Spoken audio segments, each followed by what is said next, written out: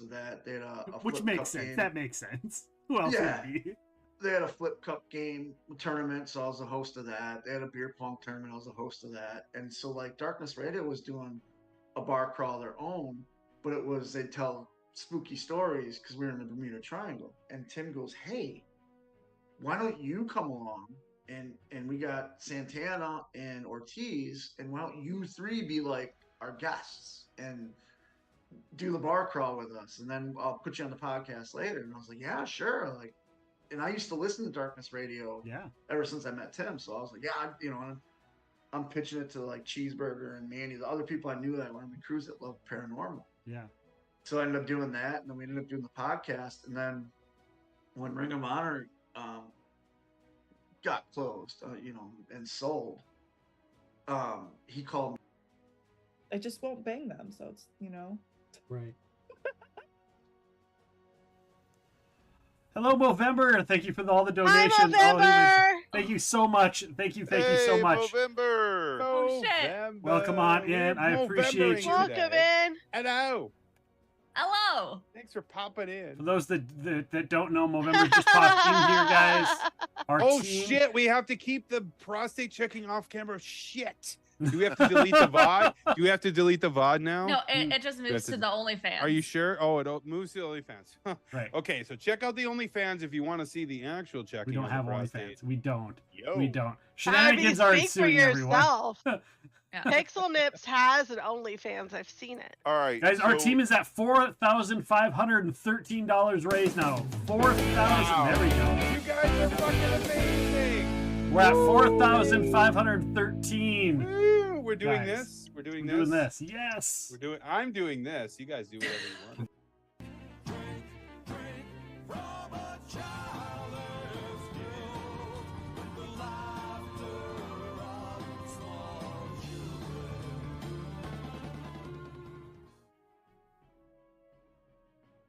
I need my calculator for that.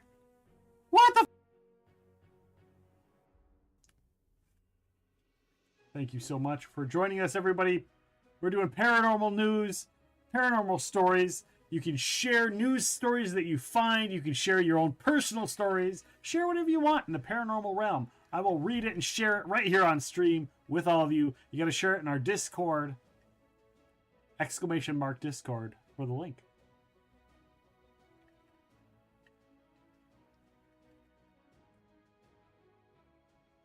There's a game called Dick and Milk. Sorry, I don't know what Dick and Milk is.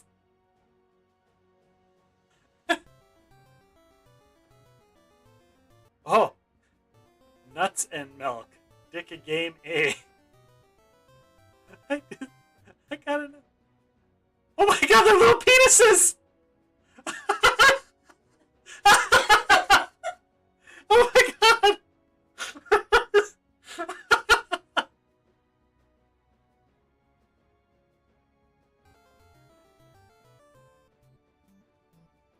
I am allowed to announce something. I'll give it to you since we haven't announced it anywhere. All right. So that series is getting a webtoon original. Oh. So it's going to be a comic, which is really exciting because it's a series, like I said, that we love, and it's done. Like there's nothing else we could do with it now, but now we're going to be able to work with an art team to kind of bring it into a different to that new medium.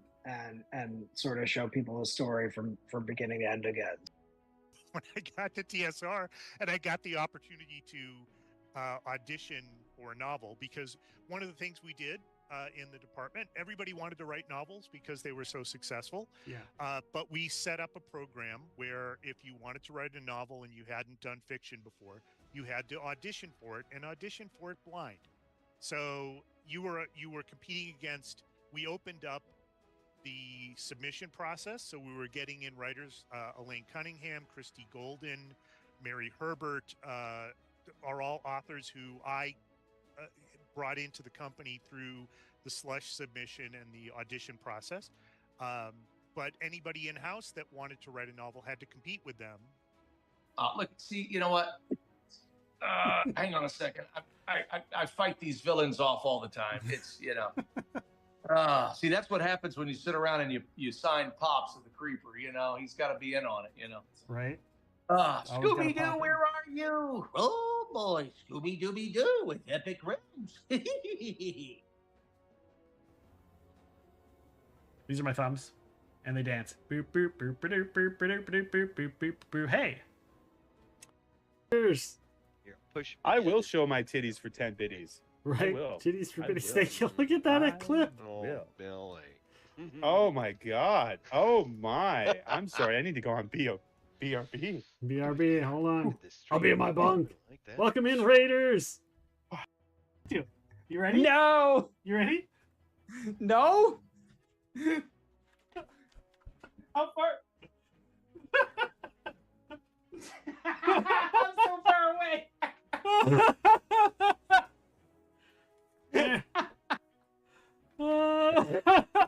There you go, guys.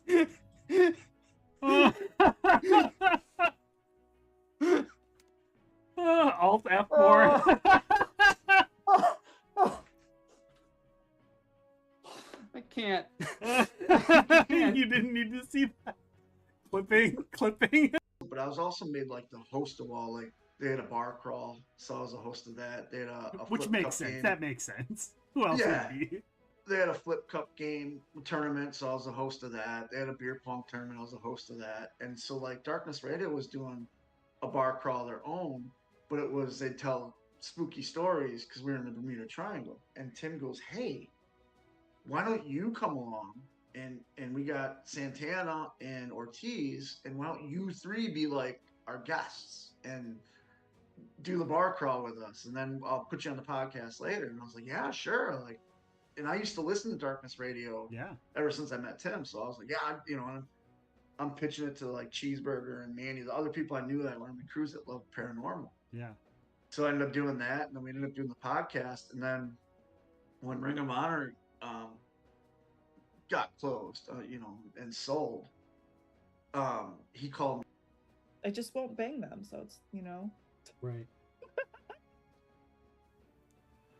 Hello, Movember. Thank you for all the donations. Movember! Thank you so much. Thank you so much. November. Oh, shit. Welcome on in. I appreciate you. Welcome in. Hello. Hello. Thanks for popping in. For those that don't know, Movember just popped in here, guys.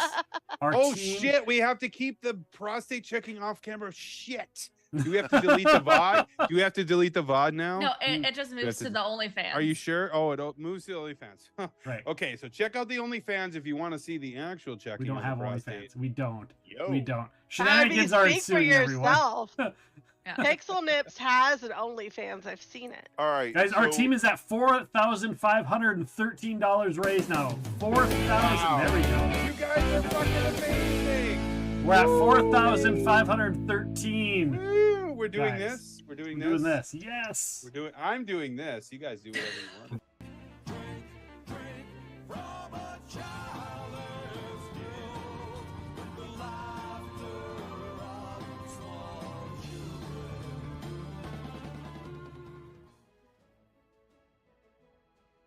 I need my calculator for that.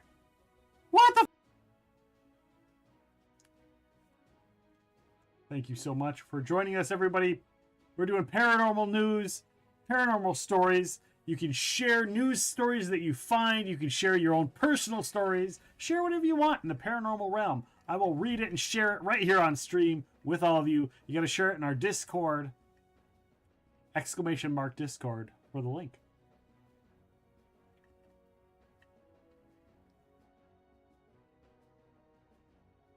There's a game called Dick and Milk.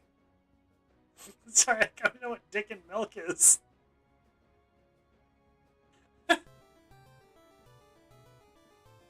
Oh, Nuts and Milk. Dick a game A. I gotta know. Oh my god, they're little penises! Oh my god!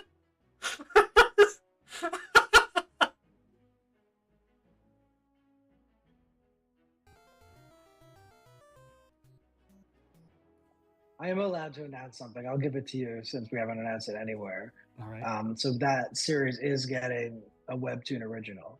Oh. So it's going to be a comic, which is Okay. really exciting because it's a series, like I said, that we love, and it's done. Like there's nothing else we could do with it now, but now we're going to be able to work with an art team to kind of bring it Into a different to that new medium and sort of show people the story from beginning to end again. When I got to TSR and I got the opportunity to audition for a novel, because one of the things we did in the department, everybody wanted to write novels because they were so successful. Yeah. But we set up a program where if you wanted to write a novel and you hadn't done fiction before, you had to audition for it and audition for it blind. So you were competing against. We opened up the submission process, so we were getting in writers.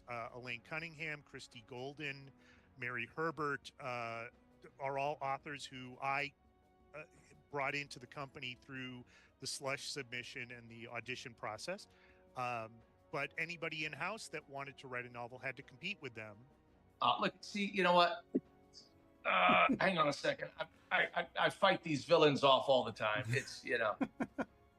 See, that's what happens when you sit around and you sign Pops of the Creeper. You know, he's got to be in on it, you know. Right.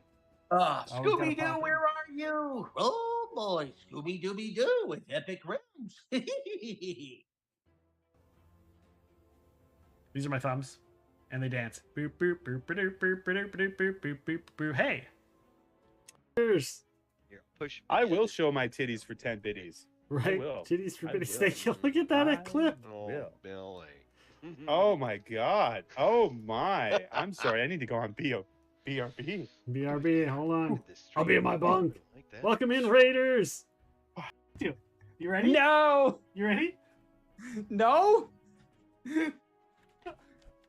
How far? I'm so far away.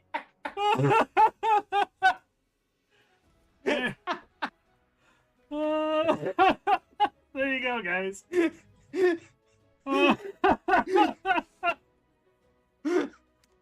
Alt F4. I can't. You didn't need to see that. Clipping.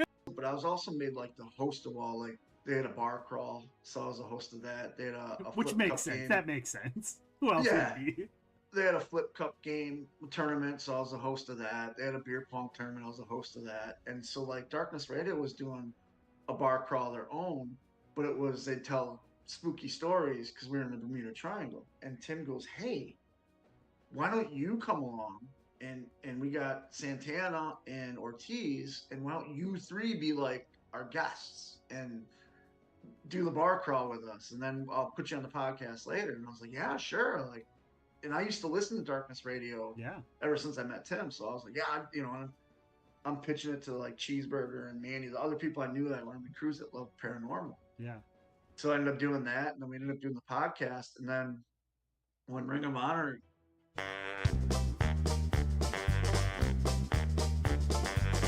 It's time to start the podcast. It's time to play some games. It's time to have some fun here on the Epic Show tonight. We'll see some off the pod here. Enjoy some great alerts. We'll have a grand old time here watching Epic Realms tonight. We love it when we come here. We clip all of the screens. The chat gets kind of trolly on Epic Realms scenes. But that's an awesome part of the Epic family.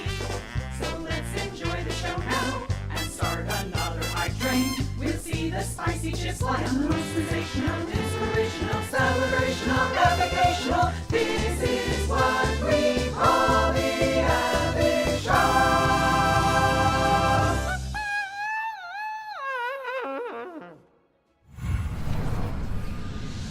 Hello, friends and enemies, heroes and villains. Welcome to Epic Realms Presents Off the Pod. It's not a podcast, sort of podcast. It's kind of sort of a podcast, but it's not a podcast. It's a video that might be similar to a podcast kind of show. Welcome on in, everybody. I am joined by the one and only Dreg Vega. Dreg, how are you doing? I'm good, man. How are you? Thanks. I saw you laughing at that. Are you like, what the hell is he doing? Bro, that was gangster. That was amazing. That's kind of the typical. The whole idea of this whole thing was that it wasn't a podcast, but it actually is kind of like a podcast. So I was like, you know what? I'm just going to roll with that joke, and that'll just be the ongoing joke from here on out, is that it's not a podcast, sort of podcast, kind of podcast show.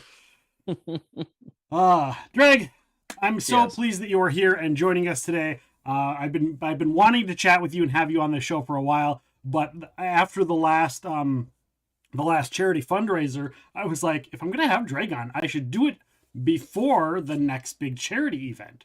And so I reached out to you, and I was like, I've got an opening coming up on the 14th is in 2 weeks from now. And as I was typing it, I got distracted with another email that said, "Hey, I can't make it for today's show." And so when I sent it, I just added today's show to it. I'm like, well, F it. We'll fill in both slots with people for the charity. And you're like, let's do it. And so here we are today. And I appreciate you joining us for Off the Pod. Yeah, man, I appreciate you having me, brother. For those that don't know, for those that haven't been here before, we have a new topic every 20 minutes. The two of us chat about the topic, but you guys also get to chat about the topic. You in the chat, whether you're on YouTube, whether you're on Twitch. Guess what? We told Kick to kick rocks. So it's just YouTube, just Twitch, and just you guys. Feel free to comment, have your ideas, your concerns, what you say. We'll get to them either on the spot or as time progresses and we get a chance to catch up to it. We will get there as well. So welcome in, everybody. Let's see who we got here. Barlack was officially first. Welcome on in, Barlack. We got Lyric, Sunstrider, Sassy Squatch is in here, of course, one of the Black Collar Collective. Ooh. Mr. Beetlejuice in here. Welcome in, everybody. Thank you for joining us. We've got all kinds of topics, and some of those topics may include, as you can see on the screen, motorcycles, talking about the motorcycles, the vroom vrooms of the two-wheeled variety. I like how we both just did that. That's nice. Yeah, that was nice. Cool. We've also got gangster movies, gangster flicks. We're going to talk about those, maybe get some people's favorite ideas. Their favorite movies. Get some ideas on what you think. Happy says room. No, vroom with a V. Vroom. And of course, coming up, why does it keep making that sound when I push the button? I don't know. It keeps making me nervous. I'm like, is my computer fucking No, up? it's me. It's for some reason every time I push the button that goes to the next subject, it does that sound, and I'm like, why is it doing that? It shouldn't be doing that. And of course, guys, if you don't know, Dreg is a stand-up comedian, and we're going to talk stand-up comedy. Many of you that have come here regularly know and have heard me talk ad nauseum about me following stand-up comedy since the late 70s, early 80s, backtracking, watching it pretty much religiously, and just being a huge fan of the art form itself. And so it'll be great to talk to Dreg about it, who actually does it. So while sitting down.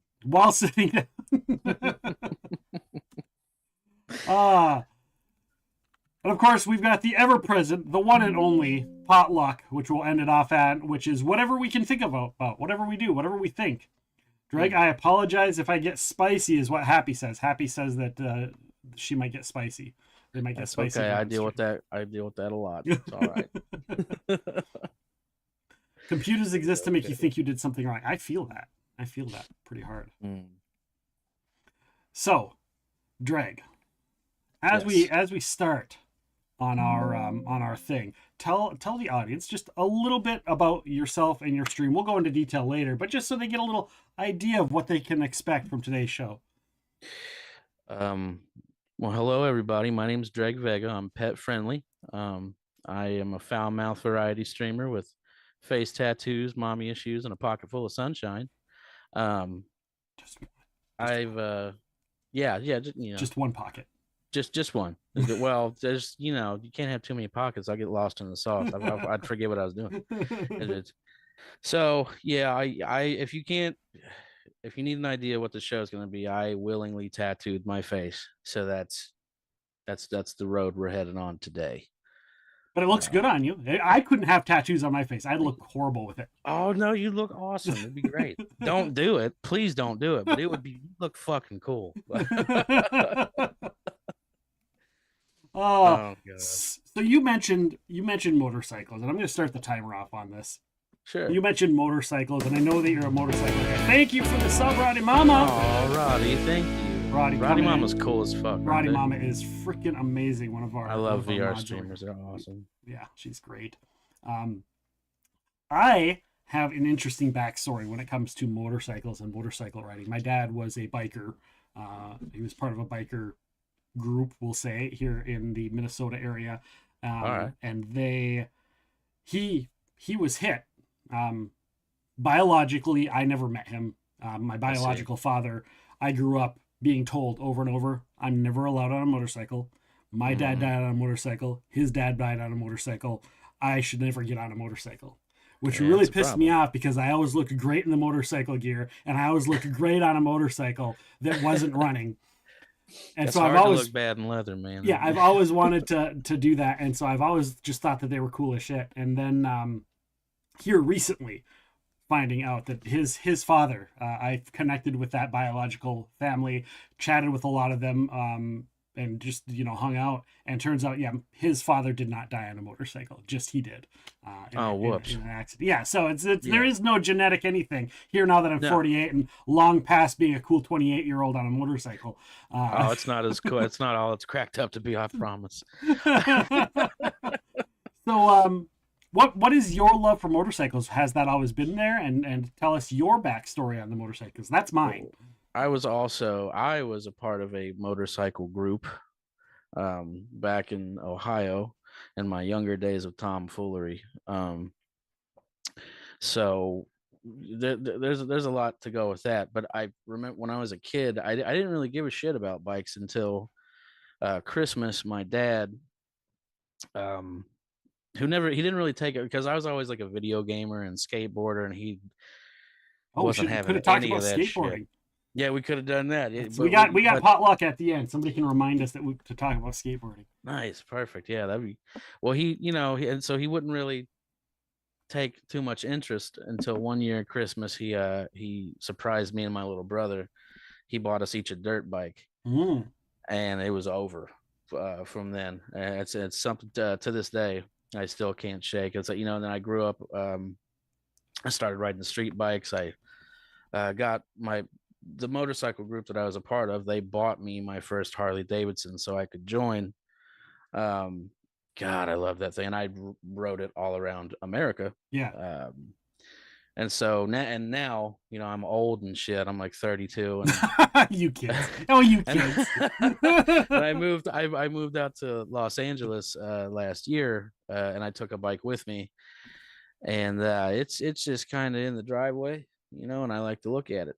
And that's and we'll be like, damn, I used to be semi cool one time 10 years ago ish. But you still have it, so that's a thing. Oh no, yeah. Well, I've had a bunch of bikes. This one I got I actually got it like right before I left. I decided I was like, because I had like a Toyota Corolla and we were shipping cars, which is disgusting on the price ticket, Yeah. So motorcycle. I was like, sunny California. You ride all year long. Yeah. I don't see any problems. It's like until you get here and it's like, hey, it's like $1 billion to register your stuff. And I'm like, oh. Sunstrider says, tell us about the bike. They want details. Details. The one that I have right now, it's a Honda VTX 1300. It's a rocket ship, and I'm afraid of it sometimes, which is exhilarating. There's nothing better than going like way faster than you're supposed to in like a situation, and then like slowing down and looking up and being like, "Oh my God, I'm alive!" It's the best. It is, and then you pull over and you act like you're not about to piss your pants. It's stuff like that. This thing, I've never had a bike that like shifts to the side like when you shift gears. So it's like, yeah, because it's not chain or belt driven. I can't remember what it's referred to as, but it's like the back wheel and it's just raw power. And it's a Honda, so it's like, it's liquid cooled and stuff, which is weird to me, but cool for being out in California because it gets hot as shit. You don't want to get stuck in traffic with an air cooled bike. You're gonna have a problem. You'll be walking for a little bit. So. Are you a fan of the choppers that you always see people? I am. A couple of my brothers ran their own shop And their slogan was American choppers assembled with genuine stolen parts. And and these guys, that's what they would do. We would have like dirt drags every year, and I'd love to go and hang out with the chopper dudes because they got these big, and I'm talking like the long nose, like knuckle bar, like dragged out from like the 60s. The pipes are like up by their ears, and like the shifter is like under their seat for some reason, like just total death trap. Like, I love shit like that. It looks really uncomfortable, but man, it looks so cool. I don't think I could personally ride one. I was gonna say, if you could like custom put together a chopper, what would you want to have on it? Oh god, see, I like. You want one of those super tall, those where you're reaching up to the sky handlebars? No. I do. I like ape hangers. It's like usually that's what I prefer, but it's like I like my wrists to be like in line with my shoulders. I feel like I have more control that way, and a lot. It's like the classic bikes from like the 50s and 60s. Yeah, I dig that style. The white wall tire, the whole thing. That's me. The choppers and shit are cool, but there's just something really tough about like your standard like fat boy. You know? So except for the mag wheel, those scare the shit out of me because when you're on the highway and the wind blows, you're going away with it. So what is a mag wheel? Remember, I tangentially know a bit about motorcycles, but I don't know. What it's just like the rim of the bike. It's like most tires are like spoked. Yeah, these are solid pieces of metal for whatever reason. So it's when you're on the highway and the wind catches your tire, you feel that shit. So I remember I had to take one from one shop to another one summer, and the wind had been real bad. And at the time, I was like 130 pounds, soaking wet. So it tossed me around a little bit. Oh man, Mr. Beasley says, speaking of motorcycles. The famous one, the Harley Davidson, is the best bike ever. As Terminator Judgment Day was the first, was for Arnold Schwarzenegger, and the rest was given to the studio as a gift. I don't really know the exact sentence structure of that, but I'm guessing that the one that I'm guessing what he's saying is that the Harley Davidson that Schwarzenegger rode, he got as a gift. Oh, did you ride a Harley Davidson? That's cool. I've not seen Terminator and shit like that. I know what it is. Yeah. But yeah. I saw the first one and the second one. Beyond that, I think I might have seen one of the other ones. Yeah. With the kid where he was a kid or something. I don't really remember. But 1 and 2. 1 and 2 I remember because those were like iconics in their era. Yeah. It was one of those. Because again, I'm old and I'm older than you by a little bit. So like that was my era of movie was around there. I was just hitting adulthood, I think, around then. So okay. Yeah. So So and speaking of movies and stuff, I just finally just saw the movie The Bike Riders. Oh really? I haven't seen that one. I've seen Easy Rider and I've seen Harley Davidson, the Marlboro Man. It's crazy. It's shot in Hamilton, Ohio, which is my stomping grounds. Okay. And so it's based off a clip because it's supposed, Hamilton looks like Chicago. They call it Little Chicago back in the 30s and 40s. Okay. Gangsters would come out and buy houses out there. So every time they shoot a movie that's supposed to be old Chicago, they come to Hamilton and do it. Oh wow. And so it was really surreal for me to sit and watch these fake bikers do all this biker shit that I used to allegedly do in all these places. And I'm just like, that is crazy. It was an experience, and Tom Hardy was in it, so that's just a win-win. Yeah, Tom Hardy's pretty cool. Yeah, Tom Hardy's the shit. So yeah, enjoyed that. And it was out in the 60s, and talks about it, basically the origin of one of the big 4 motorcycle clubs. Okay. According to the powers that be. But yeah, I heard they're doing a remake of Harley Davidson, the Marlboro Man, and I don't know how I feel about that. Ooh, I don't know if you've seen that movie or not. I've heard about it. I have not seen it, but now I want to. I assume it's a man that rides a motorcycle and smokes cigarettes. It's two people. One of them is Harley. His name is Harley Davidson, and the other one he's a cowboy. So the Harley Davidson is played by Mickey Rourke. Oh, okay. And he's like got your like street leather jacket. Your I don't know, like not your typical leather jacket, but like a street bike sort of leather jacket. And then you've got his friend played by I can't remember, is Don Johnson. Oof. And Don Johnson plays the Marlboro Man, who used to be like a cowboy who rode bulls and stuff and did rodeos, and Yeah. they're both like these motorcycle guys, and it was Harley Davidson and the Marlboro Man, and yeah, very sounds classic cool. Bon Jovi backing track music and all of that. So it's for its era and for the budget, it wasn't too bad. Yeah, I have a lot of fun with it. that sounds neat. Yeah, for sure. Never had a desire to ride one, though my folks-in-law love their Harleys. There's nothing like it. There's absolutely nothing like it. Red Knight Jedi says, my dad got me a moped when I was growing up. I only rode it a few times because legally I would have needed a motorcycle license to drive it. Oh, man. Oh. Yeah. Legalities. I was going to say, the whole time I was in that club, I didn't have a license. I've never had my motorcycle license, actually. Really? Yeah, allegedly. Allegedly. But yeah, Allegedly. that's a good word. Isn't it? Allegedly, yeah, because you can't. It's like, well, allegedly, that's what I heard. I wouldn't know. Yeah. I wasn't there. Exactly, precisely. Like hell, I wasn't there either. But I'm gonna change that. I definitely don't want to get hemmed up out here in California because I feel like that'd be like another $1 billion to straighten that out. So Is it easy? And again, I'm a person that doesn't know because I've never been really allowed to, and then I've got this stigma of don't touch one. Is it easy to switch from one bike to another? Well, like, or does it have to be like it should be the same bike? You shouldn't be going from a Ninja to an old chopper with super. Yeah, I know a lot of people that do stuff like that. I guess it's just preference. Okay.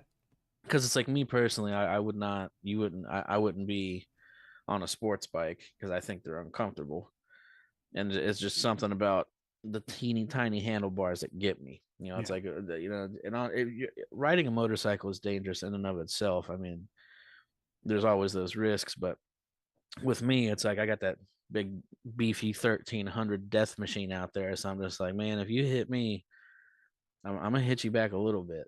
So like, maybe we'll both live. Yeah. Where those other ones, sports bikes, some things are just like speed machines. Like those people give me anxiety. Right. Yeah. I see them go by. I see when I'm driving and I see them weaving through traffic. Yeah. Oh. And I'm like, how are you?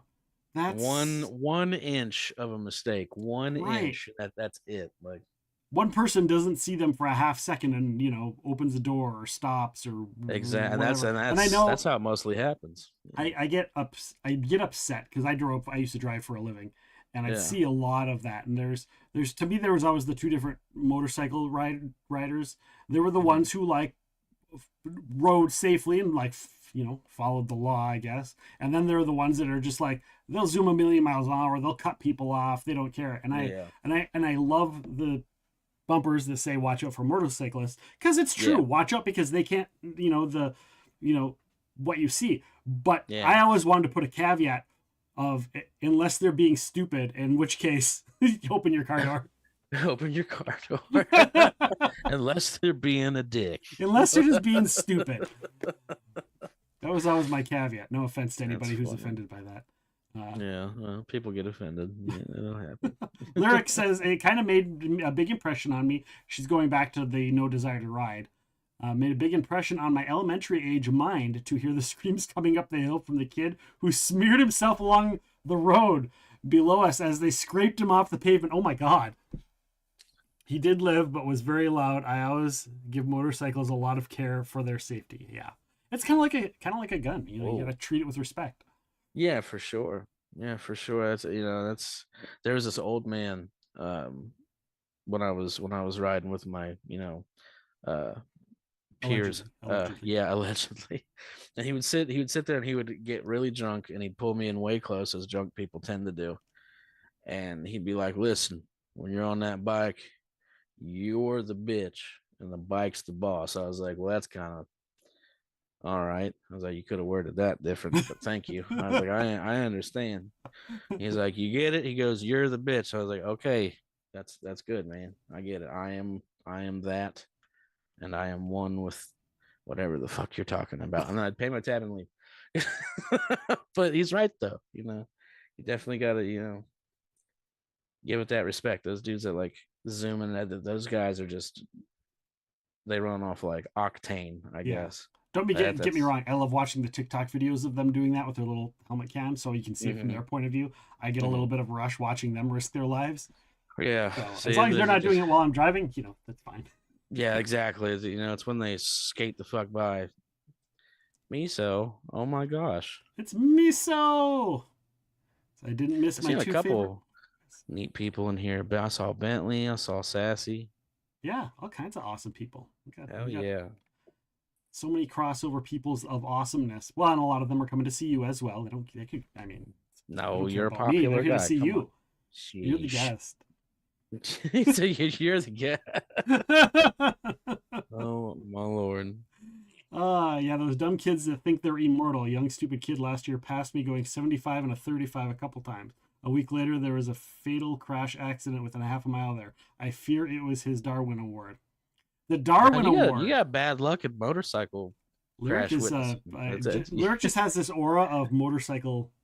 2 for 2. That's yeah. Jesus. The heck. Remind me not to ride motorcycles near Lyric. Wow. What is your most memorable moment when it comes to motorcycles? Making it all the way back. I had to go to a funeral in Buxton. So I rode from Cincinnati up to Buxton, stayed for 2 days, and then rode all the way back to Ohio. And I thought that was the shit. I was like, I can't believe I just went all that space on this tiny thing, like a seat with an engine and 2 wheels on it. I'm like, that's insane. And then probably the first time I rode in like an actual pack, and I'm talking like one of those packs that you see on like Spike TV, like where they're all going somewhere, where it's like 60 of them, 50, 60 people. I mean, yeah, bro. It's like. Did you ever go to Sturgis? Oh yeah. How was that? It's it's everybody talk, like, oh, Sturgis, like it's just a big party, man. It's the same thing as like Daytona. It's just a bunch of dudes, bunch of bikes, bunch of women that don't wear like bras and shit. There's nothing wrong with that. I'm just saying that I feel like it was a dress code or something. But it is good times, but then there's a lot of goofy shit that like tends to happen like at night and stuff. So it wasn't really like my scene. It's like, like I would go to like my clubs events and stuff like that and like hang out, but I was never really one to like schmooze with like a bunch of others because shit could just go. So because it just back then there was so many politics when I was doing stuff like that. So I tell you what though, I would really like to go back as like a quote unquote regular person. That'd be really interesting. Like honestly, I would like to go and not even bring a motorcycle, like just to exist and just people watch for once without looking, wondering, actually enjoying myself. No, that would is. It's like I want to go and look at the big bikes that look like they're from the circus. Like, no, don't go down there. You got to stand over here with us and look tough. I'm like, fuck. Okay. But yeah. Good times though, good parties. I haven't heard a heck of a lot about Sturgis in many years. I think it was probably, dude, I just late 2000s was the last time I really ever heard anything about Sturgis as an the event. age of it's come and gone, dude. Yeah, it's like the hype for that is just it's gone back to what it was, man. It's just it's the drifters, it's the the dregs of it's gone back to what it was, man. It's like it was because it was in the speak because you had Sons of Anarchy and like all that goofy shit that so for a long time, for a good 5-6 years there, yeah, you're right, that shit was wanging again, but it's it's gone back to just if you know, and if you go, you go, and if you don't, oh well. You can watch something just as neat on TV probably. Red Knight Jedi says, my dad has a Goldwyn motorcycle he's had for a very long time. I think it's antique in age.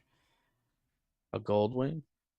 That's what he says. Yeah, Goldwyn I think motorcycle. I think that's a Honda as well, isn't it? Honda Gold. That's like a Honda's version of like a bagger. For like a Harley Davidson. He says, and his sister and brother-in-law, they were full-time evangelists for a long time and had a yellow motorcycle for traveling during the summer that they put a bunch of murals and stuff on the bike. It was pretty cool. Interesting. Hell yeah. Interesting. Roddy Mama says Sturgis is fun AF as a regular person. Fun AF. Hell yeah. Dude, I knew Roddy Mama.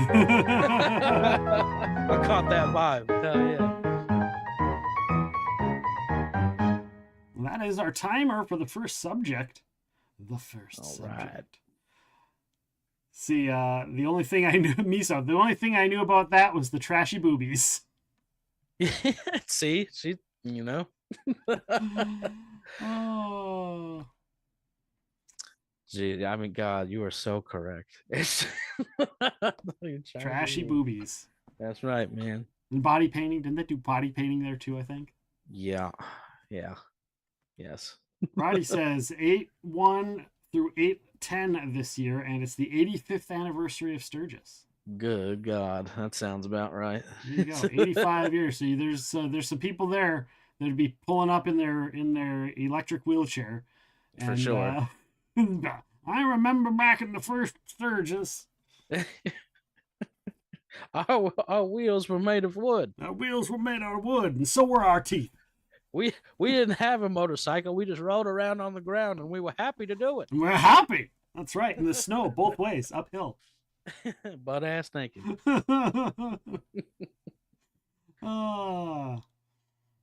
Let's see here. We got it was a Honda Goldwing is like an Electric Glide HD.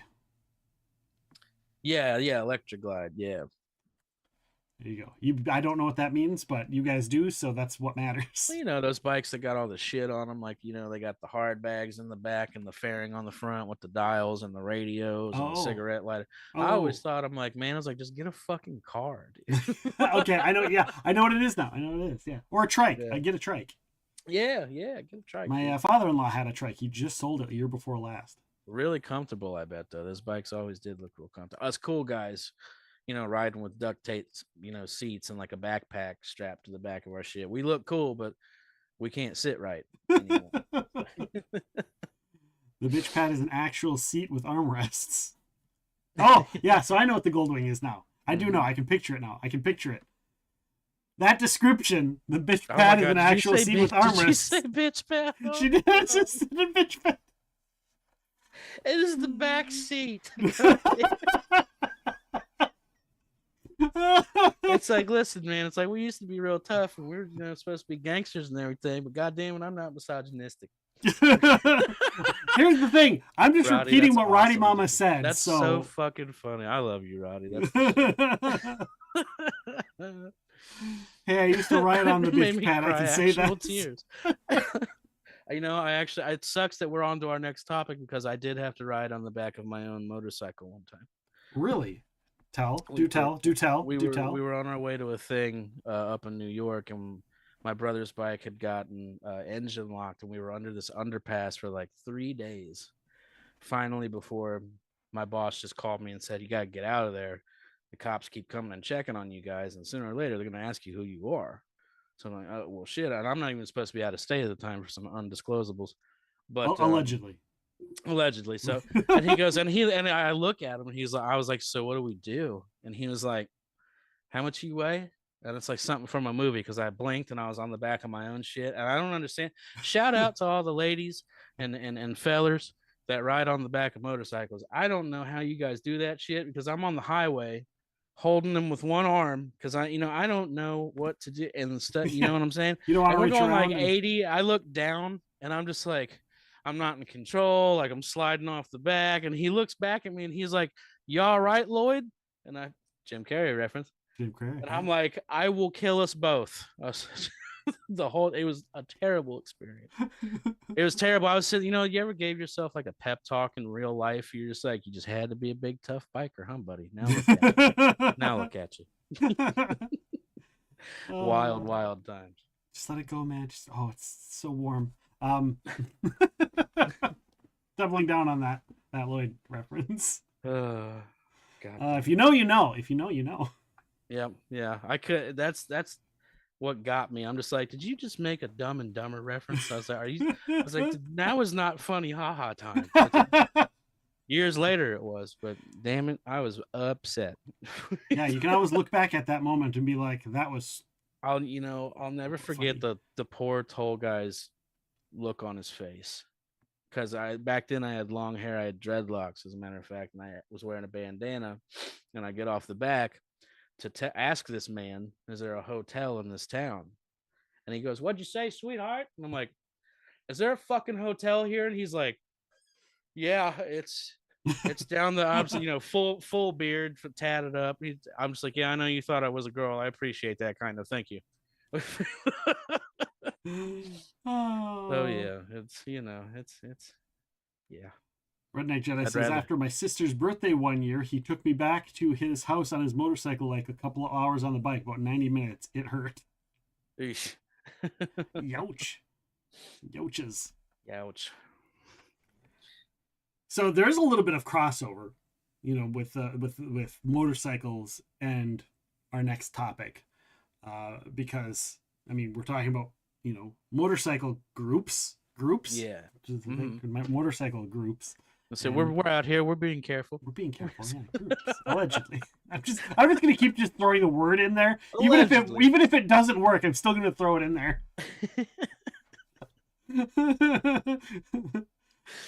So it's a good word, man. We've got the next category, the next subject, the next thing to talk about is gangster movies, gangster flicks. I hear that those are kind of your jam. They are. Do you have? Is there a reason for that? There is. So it's like a lot of my pals, they're all into, and I'm not knocking that. I'm gonna preface this because I know y'all get fucking crazy. The Marvel stuff is just not my thing. It's like it like came and took the industry by storm for a little bit. Whatever. All my friends, they're just like, "Hey man, you gotta watch Iron Man and Endgame and Captain America." And I'm just like, "Man, they don't really get me like that." I was having a conversation one day where I told my friend, he goes, "I just don't understand how you couldn't like stuff like this. This is like, textbook, like people to look up to, And Right. I looked at him, it's because he made the comment. He said, "Well, all you do is sit around and idolize these old gangsters." I said, "Yeah, man." I was like, "Your hero is Superman." I was like, "Mine is Frank Lucas, George Young, Freeway Ricky Ross, stuff." Because as a kid, and this is a little bit personal here, but I don't care. I'm say it anyways because I All right. mean it. Growing up, it's like I had a little bit of a rough home life. Everybody's got it rough, but I was kind of a pushover of a kid, and I sat. I'll never forget it. My dad showed me Goodfellas, and that is the best damn line in a movie I've ever heard. Because as soon as I saw that, I was like, "Yep, I'm gonna grow up and I'm gonna do that for a little bit." Because nobody can touch these guys. Nobody hurts them. Everybody treats them nice, all for the wrong reasons that you find out later in life. But that's and to a point, especially at the time of this conversation, which is getting on about 8 years ago, I really meant it, which I know those people do terrible things, and they are absolutely not folks that you should idolize. Right. At the time, it made sense to me. It's like, you got Superman and Iron Man, I got these guys. And the thing about me, I was like, they actually existed. Right. Which was a bad argument on my end at the time. Because I'm not, I'm not here to shit on what makes people feel better. Right. Life's tough enough, and that's what those stories tell too. So it's I get it. I totally get why people get hyped over those movies. I'm sure they're fantastic. I'm a sellout. I watched Deadpool. Okay, I fucking love Deadpool. Did you see Deadpool 3? I've seen all the Deadpools. Jesus Christ, that was amazing. That for the intro sequence alone, I was like, I don't need to see anything else. If they cut the movie off and said, "Get the fuck out," I'd be happy. I'm like, you know what? Let's go see it again tomorrow. Yeah. That shit was amazing. I think part of the thing with the Marvel movies, and I know it's not on topic, but it's topic adjacent. The thing about the Marvel movies isn't necessarily what's in the movies, and it is. It partially is, but I think that what makes them all cool is their long-term storytelling over the course of multiple movies, because you don't really get that, where all of these characters have their own movies, and then all of the main characters from 7 different movies come together for this one giant movie. Okay, so yeah, that had to be fucking crazy then. Right? So for Yeah. that, Yeah, I get that. I think that's, to me, is what makes that super cool, because you get all these little cameos and all these little, this movie has one little piece and this movie has one little piece, and in the end, movie 8, where they all come together, like, you're like, oh, I see what they did there with all of these different pieces. And I think that's what made that, and continues to make that world, that universe, kind of cool. Yeah, I could for sure understand that, because I'm a sucker for Easter eggs. Yeah, because Grand Theft Auto individually, specifically, I'm a big superhero nerd. I love superhero movies. And honestly, if Gotcha. you take any of them separate and you don't put it together in that, they're okay. Yeah. Independently, they're okay. Like, the first Iron Man was good. The second one was meh. They were all okay, but it was because they're this ongoing story. So I think for me, it's not any of them individually. They're all good because of the whole, which, maybe that means they really aren't that good. They need each other to survive. Who's so with that being said, then you're a Marvel or a DC guy? I'm a DC guy. You're a DC, Yeah. my fucking man. But maybe not their movies. Maybe not their movies. Yeah, I was gonna say, Warner Brothers can't put together a comic book movie to save their life. I heard their movies kind of miss, but it's so like Spider-Man, right? Which is Marvel, yeah. Yeah. Who is the best Spider-Man, in your opinion? I'm nostalgic. I like Tobey Maguire. I like the Tobey Maguire movies, but here's the thing. That's goddamn right. Tugboat. If you're comparing to comic book accuracy, Tom Holland is the closest to comic book accuracy as far as portrayal, the voice of the character, how he does things. Maybe not his character story, but as an actor and the way they portray the high schooler. Tobey Maguire was an adult. Yeah, they were reaching.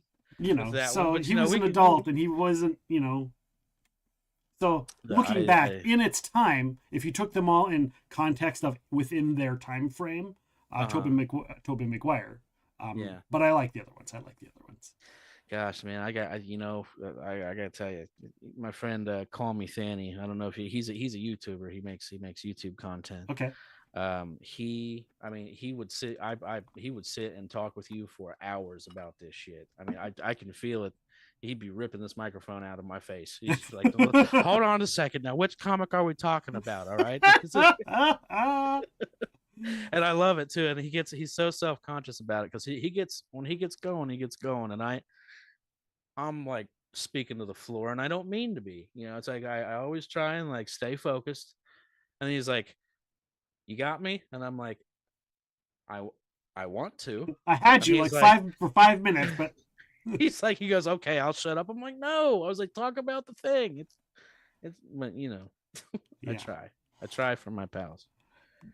Going back, when we're talking gangster movies, and here's the thing, like, I feel like the variety, like the range of what a gangster movie is maybe a little bit broader than some people think. Because a lot of people are thinking, 1920s Tommy guns, whatever, and I'm like, I don't know. I feel like the movie The Usual Suspects could be considered a gangster movie just as much as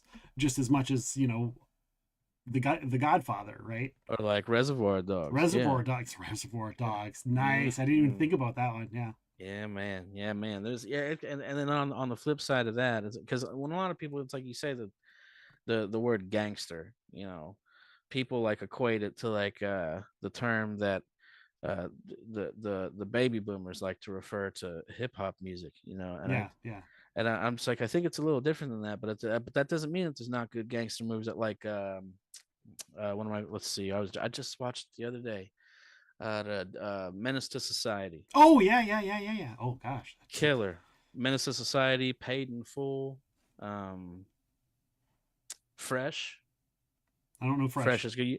Oh my gosh, you've got to take the time and check that. That is something else. It's got Samuel L. Jackson in it, and it's about a young kid who is basically a dope runner for several of these criminal organizations, and they just can't.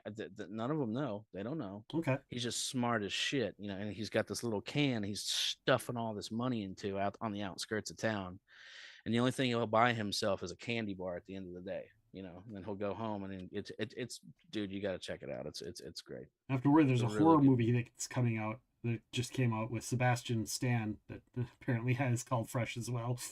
No shit. Oh well, not that one. Yep, I see. I had to. I type in. I added Samuel L. Jackson to it. So I know we're supposed to be talking about gangster movies, but as far as horror goes, what's like if there's a horror movie that comes out where you're just kind of like, nope, not gonna fucking watch that because I'm deathly afraid of it. What kind of horror movie would that be for you? I don't think that there's a kind, but I know Event Horizon. I walked out of that one. I couldn't finish the movie. It was too much for me. Too intense. What's that? Is that like sci-fi? That was like a sci-fi horror. Yeah, it was like they hit a Okay. dimension into hell or something like that with their whatever. And I was like, that is too much. Poltergeist is my most. I hate that movie. It's not that I hate it because I hate it. It's I hate it because it is the only movie that genuinely terrifies me every time I watch it. The Okay. original Poltergeist. Now, see me, and see your answer was great. I'm afraid of old Victorian women. Okay. I guess. So it's you ever seen it? And they don't even have to be Victorian. Like I guess I just don't fuck with bonnets or something. Right. It scares the shit out of me. It's bad, and it's like I think just old ladies in general. I don't know what. Have you ever heard of a movie called The Visit? Yes, I've heard of it. I haven't seen it. I am so. Oh, you're so lucky. I'm so afraid of that movie. It's bad. Like, and I'm all right. I'm not a big tough guy or nothing, but I can hold my own. And I would crumble into pieces if that little old woman tried to get me with her nasty little old woman fingers. I would just die right there. I couldn't do it. I'm so afraid of that, and I don't know why. It's like everything else horror with like I'm cool. It's like Freddy versus Jason. I'm just gonna leave. That's fine. That shit doesn't bother me. Yeah, I mean that wasn't really that really wasn't a horror movie. Do you think folks are really scared of stuff? Well, I could sit here and run my mouth like that, and then there's Leatherface, and yes, sir, I'm afraid of him. Right. I think you're talking my speak when you talk about Freddy and Jason, because that's my era. That's my era horror. And the first 3 Nightmare on Elm Streets, I think, were the further along they got, the stigma changed, because the further along in the Freddy series you got, the more he was the hero, the more you wanted to see him kill those little punk ass kids, and the less scary it became. You were waiting for his one-liners, right? So it's like, yes, he killed him. What's his one-liner? Oh, that's a great one. He got him, So when you get to Freddy versus Jason, it's really like you're just rooting for which character you like the most. It's neither of them are bad guys. It's not a horror thing. But if you look at like the first 1 or 2 or 3 Freddy movies, especially that first one, there are things in there that I'm like, God, that was so well done. That is creepy as hell. Yeah, you know what's funny? Freddy versus Jason. It's such a shame because there were rumors they were going to introduce Michael Myers and Ash from The Evil Dead, and I'm just like, that's fucking. Could you imagine? That's nuts, dude. So Bruce Campbell has stated exactly what happened in those negotiations. Oh, what happened? They called him. They called him. It was he said it was a group meeting with the studio heads and him and Sam Raimi. And they said, you can bring him in there. And Sam Raimi and Bruce said, great. It'll be great when Ash finally gets to kill those 2 fuckers. And they said, well, no, you can't do that. It's like, well, then what's the point? Like, what's the point of having Ash there? Like, what is the point if he can't kill them and they can't hurt each other? And in the end, nothing really happens. There's nothing in the outcome of it. And so he said that's where it ended. He said that's where the entire conversation ended. Ash couldn't do anything, and there's no point. Damn. See, I'd have been right there. Like, bro, we can make like 15 movies out of this. It'll be great. We'll make shirts. We'll get like Funko Pops. That's gonna be. Yeah, he said that was the biggest problem with Jason versus Freddy, because in the end, nobody really won. And at the end, you got Freddy winking at the camera like, ah. Man, that part pissed me off, and I knew it was gonna happen. I saw that when I was a little kid too. I'm just like, oh, he's not dead, and he winked. I'm like, bullshit. Although I don't know why I was rooting for Jason, but I was. There's a space one where we got completely off topic, and that's okay. There was a space. There's a Jason movie where he goes like in space. It's like Jason X or something. And they have this virtual reality, and I'm hoping you'll appreciate this. This is where I appreciated Jason for what it was. There were two kids, and they were like making out in a sleeping bag, and it cut away. Yeah. To Jason, and then it cut to like another scene. They're like, oh my God. And they're watching this. What is he doing? And then it cuts back to Jason. He's got the sleeping bag in his hand, like a baseball bat, and he's swinging it like a baseball bat at a tree. And he's like chopping down a tree with his sleeping bag over and over. And I'm like, oh my God, this is so hilarious. That's amazing. And then Boneworks was born, or Bone Labs, whatever it's called. Yeah. That's amazing, dude. God damn it. Jason X, man. Jason X. Jason X. Horror movie set in a boat in the ocean epic? Nope. But yeah, let's see. Just so we don't completely shit on this topic. That's My right. bad. My favorite gangster movies are Goodfellas and The Iceman and Kill the Irishman. And I can just, all of them are my favorites for real. I even like The Godfather Part 3, man. Like, I'm sick with it. Like, it's definitely. Well, you can't go wrong. Crime, organized crime has always fascinated me, and I don't know why. But yeah, like even now that I'm I'm a good old guy, just a silly old goose. I still it infatuates me. I like the second Godfather was good. Yeah. And I mentioned The Usual Suspects for a reason. That's one of my favorite movies of that genre. And again, is it gangster? Is it not? That's up for interpretation. I think it is. Yeah, I was gonna say yeah. But yeah, really good stuff. And it's like I won't go out of my way to watch one unless like I see a trailer and it looks really good. Right. But like the era of the 90s, 2000s, early 90s all the way through the 2000s, that era of there was a movie that just popped in my brain. It's set in the 20s, but it's got like Sean Connery and Johnny Depp and Public Enemies. Public Enemies. That's about John Dillinger. Yeah, that one. That movie was. I remember that movie being freaking awesome. It had all the stars. He did fantastic as John Dillinger. And it's so funny. I have a. Well, I don't know if it's so funny. I've seen a couple people laugh at it. I have a stand-up bit about being a bank robber, and I stand on business as to where I would be if I had a time machine. I guarantee you, I could be the most notorious, successful bank robber in history back then. And it would only be by one step. I'd wear a fucking mask. You'll never get me. It's like, what are you gonna do? All I have to do is get away from you and take it off. Like, oh geez, that never happened. Yeah. These people back then, like John Dillinger, Babyface Nelson, Pretty Boy Floyd, Bonnie and Clyde. I back then that was like some sort of medal of merit, to be a famous bank robber. And, yeah. But the thing is, it's like people like John Dillinger. You see, he was kicking back to the mafia in Chicago. Well, then gambling became like their main source of everything, and they figured it's like, well, we don't need to wash these guys' money anymore and get all this police attention. Yeah. So they shut out all these bank robbers all at once, and I mean, they just fell like flies. Yeah, it was all protected by the mafia. So yeah, I bet they wish they'd have thought of that a little different, because it's like, yeah, I'm a famous bank robber. It's like, yeah, bro, what's your retirement plan on that? You got a 401k, or like you got some CDs put in the bank, or? Well, I mean, there's always the ones that don't get away, right? That you just kind of disappeared, that you don't really hear about because they freaking disappeared.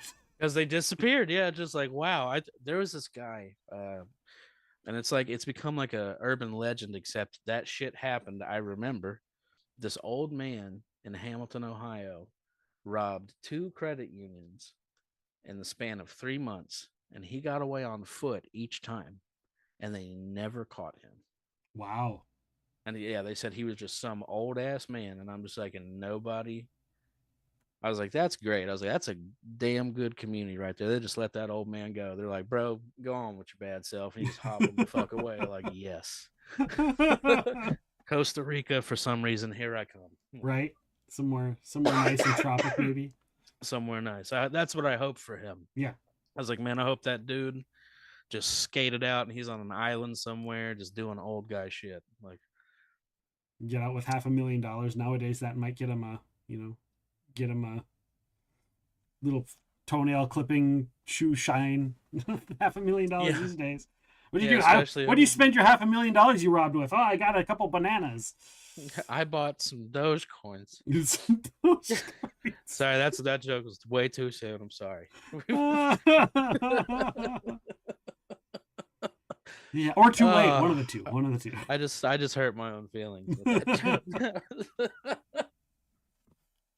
Miso Thorny says you can't get me with horror, but I hate romance movies unless it's like a romantic comedy or something. Yeah, I feel like that could be awkward. Like, yeah, like what was it? I was just speaking to somebody. Moulin Rouge, right? Oh, great movie. That's good. See, I have to watch it again because I love musicals and stuff like that. But all I can remember, So I got that going. is being whoa. Which is nice. Got that going for me. Thank you for that, Toasty. All the alerts in real time, baby. My cousin wanted to watch it. You know, I'm like 7, bro. Oh man. I keep Oh forgetting. my Oh, God, you young kids. Oh, you young kids. It ruined my life. I'm just, but I gotta watch it again because I feel like I would really enjoy it. But I'm just like that and Gone with the Wind because my mother named me after the main character, which was a great shot on her part. Really appreciate that, Tammy with an I. No, my poor mother. That's the main intro to my last stand-up comedy special was, "Hi, my name's Dreg Vega. My mom calls me a mistake," and people kind of laugh a little bit, and I go, "I'm just kidding." She actually doesn't call me at all. That's probably a little bit my fault. I think I've seen that clip. I try and watch all your clips whenever you do stand-up stuff because again, I like stand-up. I've got that basically that whole stand-up because that's what we treated it as.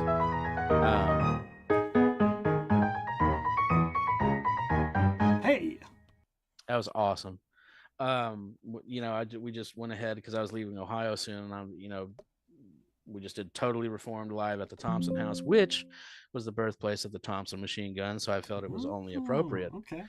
And I've only clipped like 3 clips out of that whole show, and it's been like a year and a half because I took a year off of comedy to get myself set up in California. Yeah. And so now I'm just like, oh well, fuck! I gotta post all this stuff on YouTube Shorts and all this stuff and things, and I got a new stand-up special coming out called Bad Guy Number 5 that we're getting shot professionally. Nice. We just don't know. We're just trying to decide on a club here, which is so hard to get into here in LA. I mean, it's ridiculous, but doable. Catch up on chat. Let's see here. Ghost Ship. They're talking about Ghost Ship. They just lyrics referencing Ghost Ship after Sunstrider giving me crap about horror movie in a boat.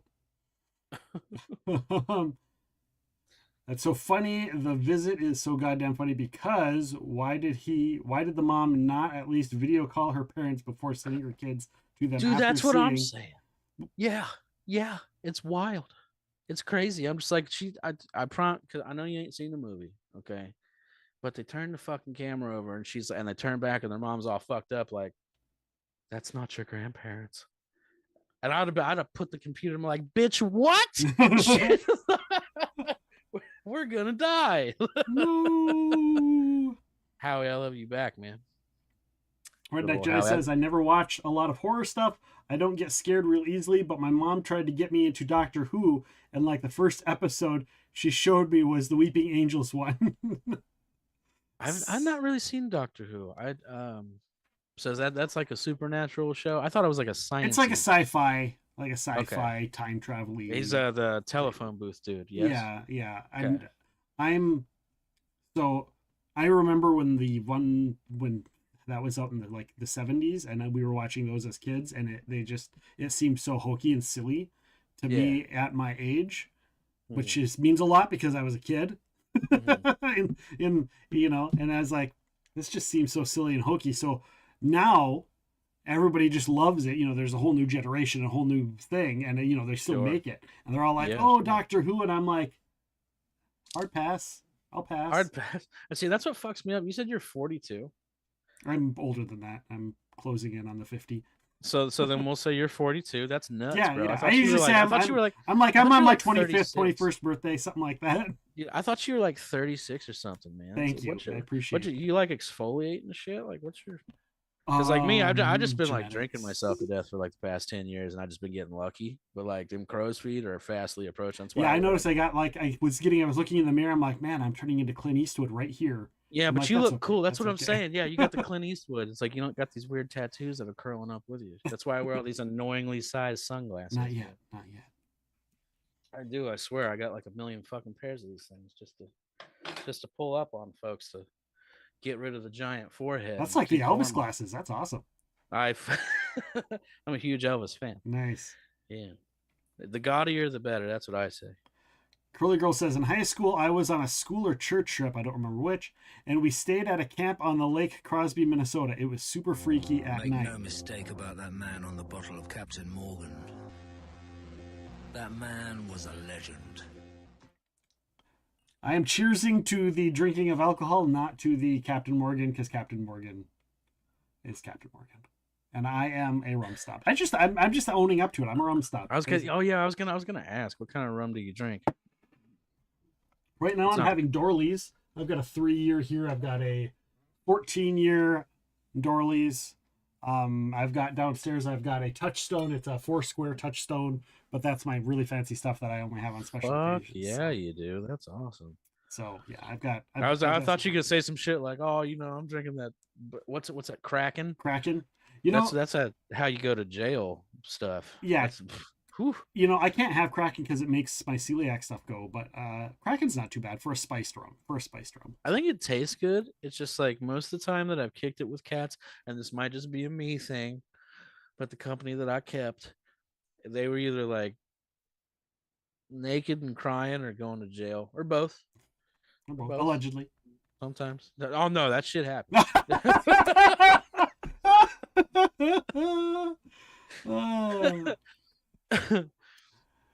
This LOL. We went from gangster to whore. Off the pod, we can do what we want. We can do what it wants. That's right. Is Boondock Saints a gangster movie?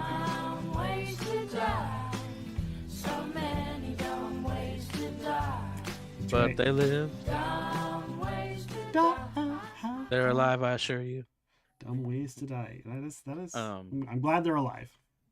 Is Boondock Saints a gangster movie in your opinion? I've never seen it, but I mean, I know what it is. It's got Norman Reedus in it, so that means yes. Oh my gosh! Oh my gosh! The Irish in me is getting angry. Yeah, no, for sure, man. It's just I would even say John Wick's up there with like gangster movies. Yeah, people were mentioning John Wick, I think, earlier. And then and Roddy was like, I don't know who that is, because Roddy does not follow movies or a lot of TV. So Roddy Mom is like, the pop culture when it comes to films in general is like nothing. She knows nothing. I messed up. My all-time favorite gangster movie, by the way, was King of New York, and not a lot of people know what that one is. It's with Christopher Walken. Yeah, actually. Christopher Walken, and that is a wild flick, man. And because remember how we were talking about there's gangster and then there's gangster. Yeah, right? They mixed both of them together, and it's a great movie. I highly recommend it. If I was like, who is the other dude? There was a dude in there. I can't remember his name. Wesley Snipes. Yeah, Wesley Snipes. And Lawrence. And now I'm looking up. Lawrence Fishburne was in there too. I didn't catch that. It's really, really cool, man. I love that movie. There was a movie, and I'm trying to remember what it was, and it had Mario Van Peebles in it. What a name! Well, that's where I get that little tick from, because in the movie, he like every time I scratch my nose, I always go like this. I'm real dramatic. I got that from Frank White from King of New York. I said I can't stop. Ever since I seen him, I'm just every time. Nice. New Jack City is the name of the movie. New Jack City is the one I was. New Jack City. New Jack City with Wesley Snipes, Ice-T, and Mario Van Peebles. Ice-T. Ice-T, right? You know he's got a heavy metal band, right? I didn't know. I know he's got all kinds of stuff. He's got his fingers in all the pies. Yeah, bro. There's actually a comedian. He did a local one, but in Cincinnati. I can't recall his name, unfortunately, but he did a joke about him. Said he took his daughter to see his metal band, and he called upon the daughter in the audience. He said, "Little girl, do you get picked on in school?" And she's like, "Sometimes." So he's like, "You know what you do when you see a bully? You say, 'Talk shit, get shot.'" And then the guy stops and goes, "Whoa. Probably not." He's like, "I feel like that just mixed two problems into one." He said, "Because my daughter looked up at me so confused." And I was like, "Yeah, you don't shoot people when they say bad things to you. Definitely not out of school." He was like, Ice-T, he really dropped the ball on that one that day. Yeah. But that's one of his songs is why he did that. Oh, apparently. I see. And I'm just like, that's got to be a banger. That had to go triple aluminum somewhere. Triple aluminum. Miso wants to watch Event Horizon Body again. count. Hey, I'll see, pass. once again, Roddy Mama knows. Roddy Mama, body count. Ice-T's heavy metal band. So, Yeah. Fuck around and become Doesn't know what the movie Usual Suspects or John Wick is, but can tell but you she about knows body count. But she knows body count. God damn it. Roddy Mama ain't never been wrong. Oh my gosh. Let's see. We don't talk about bridges. Seven-tailed fox spawned a dungeon. It was Hokey. It was Hokey back then. Yeah. Weeping Angels. Catching up on all the things. All right. Walken, New York, being the king. Christopher Walken. I love Christopher Walken with a soldering iron. You're talking to my guy. You're talking to my guy all wrong here.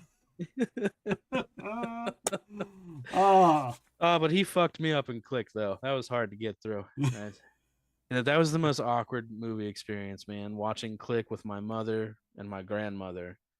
I don't know who the fuck decided that outing, but they're both like full on hard, ugly crying in the theater. Really? And I was like 13. I'm just like, oh my God, kick flips or whatever. I got to get out of here. Kick flips. Oh, nice. man. All right, guys, we're going to take a quick break. That is the end of our second topic. When we come back, we're going to talk about stand-up comedy. We're going to talk about, I don't know, kick flips maybe. Who knows? And, of course, we're going to talk about the upcoming charity we're working on, Black Collar Collective, other things that Dreg's into and doing. So, guys, stick around through the break. We will be right back.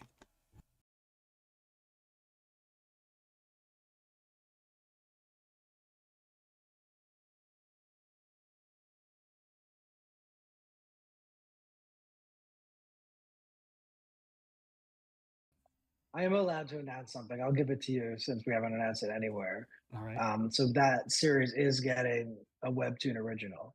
Oh.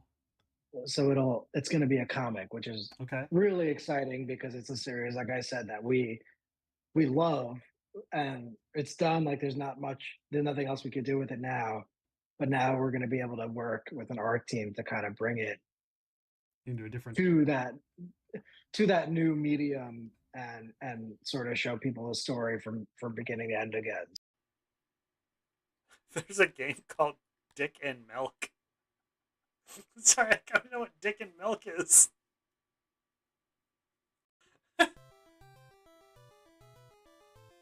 Oh, Nuts and Milk. Dick a game A. I gotta know. Oh my God, they're little penises!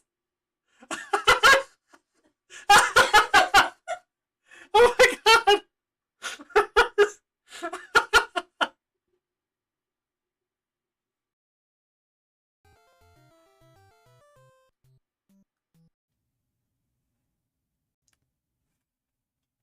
Thank you so much for joining us, everybody. We're doing paranormal news, paranormal stories. You can share news stories that you find. You can share your own personal stories. Share whatever you want in the paranormal realm. I will read it and share it right here on stream with all of you. You got to share it in our Discord. ! Discord for the link.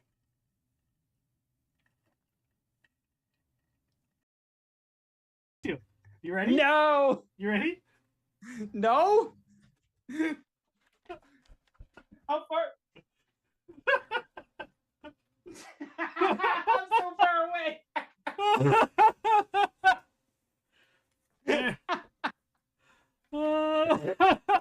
There you go, guys.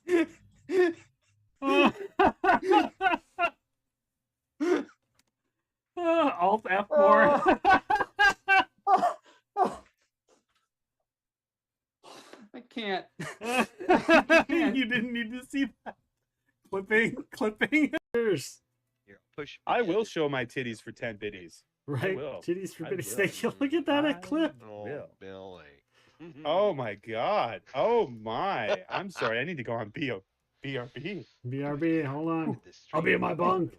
Welcome in, Raiders. But I was also made like the host of all, like they had a bar crawl, so I was a host of that. They had a Which flip makes cup sense. game. That makes sense. Who else Yeah. would be?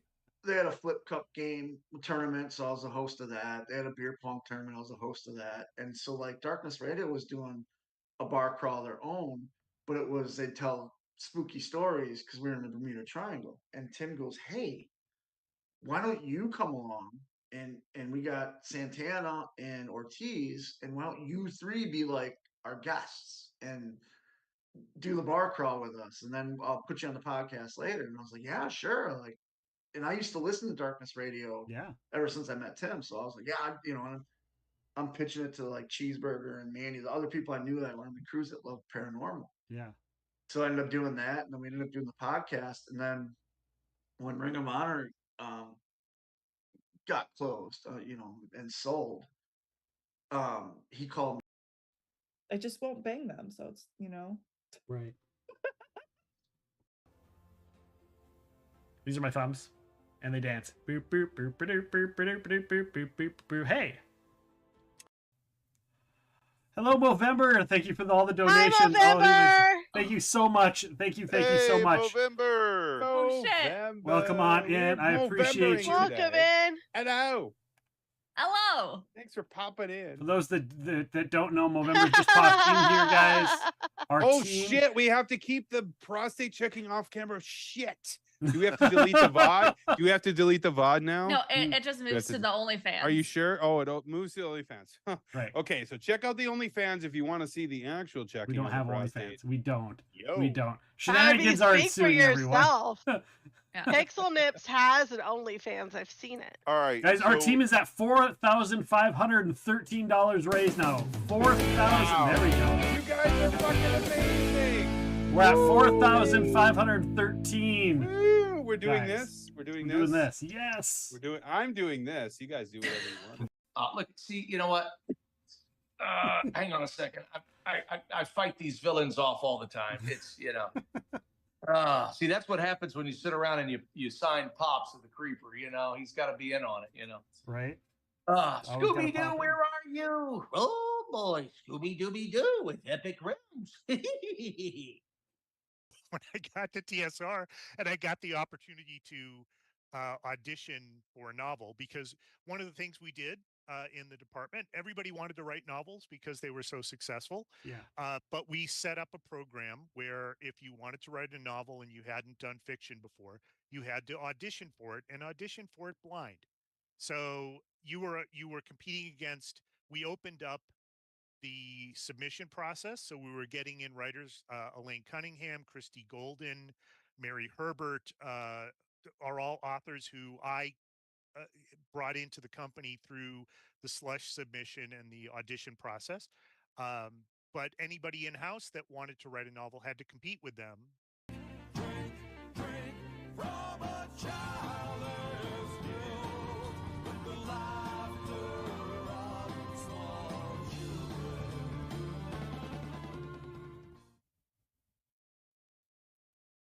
I need my calculator for that. What the? I am allowed to announce something. I'll give it to you since we haven't announced it anywhere. All right. So that series is getting a webtoon original. Oh. So it's going to be a comic, which is okay. Really exciting because it's a series, like I said, that we love, and it's done. Like there's nothing else we could do with it now. But now we're going to be able to work with an art team to kind of bring it into a different to that new medium and sort of show people the story from beginning to end again. There's a game called Dick and Milk. Sorry, I don't know what Dick and Milk is.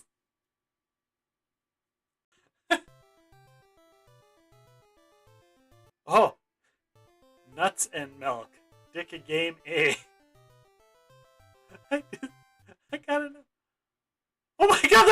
misses. Oh my god.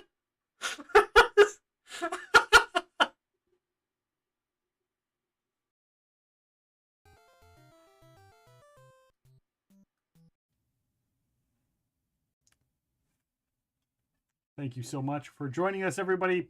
We're doing paranormal news, paranormal stories. You can share news stories that you find. You can share your own personal stories. Share whatever you want in the paranormal realm. I will read it and share it right here on stream with all of you. You got to share it in our Discord. ! Discord for the link.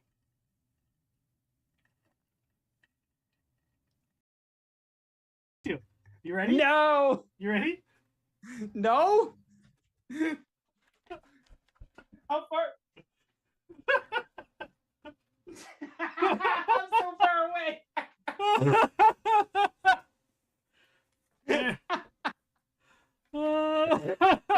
There you go, guys.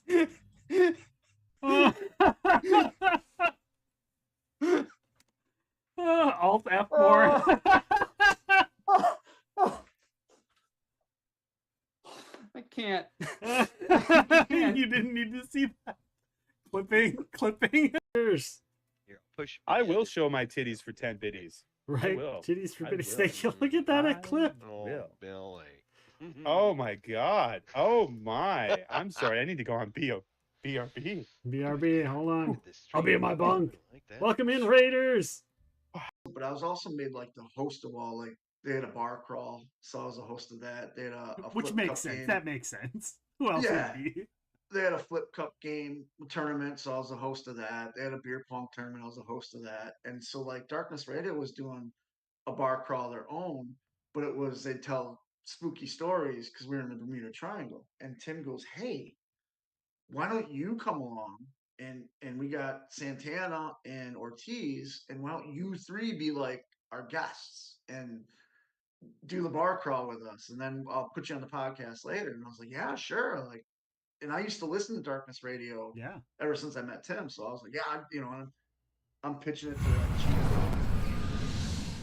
Hello, everybody. Thank you for sticking it out through the break. We are rehydrated, refueled, re-smokified, re-drunk, whatever we wanted to be redone again a second, third, fourth time around. We have supplied ourselves with whatever vices we need to return. Correct. Hopefully you guys all have enjoyed yourselves so far. If you missed it, we started off talking about motorcycles. Then we moved on. Let's see if it blinks at me again, makes that sound. Oh, the button doesn't even work anymore. My button doesn't even work anymore. Damn it, button. Dang it, button. What the heck? It wouldn't be. There we go. It's my now fault. Now it's working. It didn't even make the beeping sound at me. So we were talking about motorcycles. We moved on over to talking about gangster movies and everything adjacent to gangster movies, mostly the adjacent things. But we did cover a little bit, just a little bit of the gangster movies, just a little, just a wee tad, just the tip, just to see how it feels. Just a tip.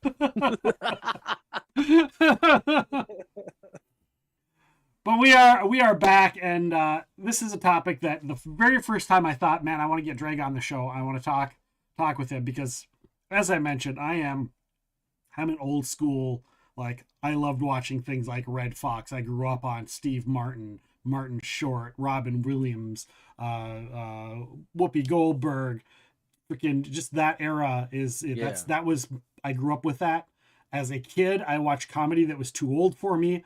I didn't even understand it till I got older. I still thought it was funny and enjoyed it. And I still every year or two I go, I need to catch up on conventional modern comedy. So I literally, I don't know, it was like 4 months ago. I sat down when I was sick, and I sat down and I binge watched Nikki Glaser and a lot of the contemporaries that are out right now, just to kind of catch myself up with it, because there's something about comedy that's just always been at the core of my heart. And so having you on to talk about stand-up comedy was something I really, having somebody that I knew A, was a fan, and B, that did it is something that was really cool. And so this was kind of a must-have. Getting you on was to talk about stand-up comedy, and I'm glad that you were willing to chat about it. Yeah, man. let's see.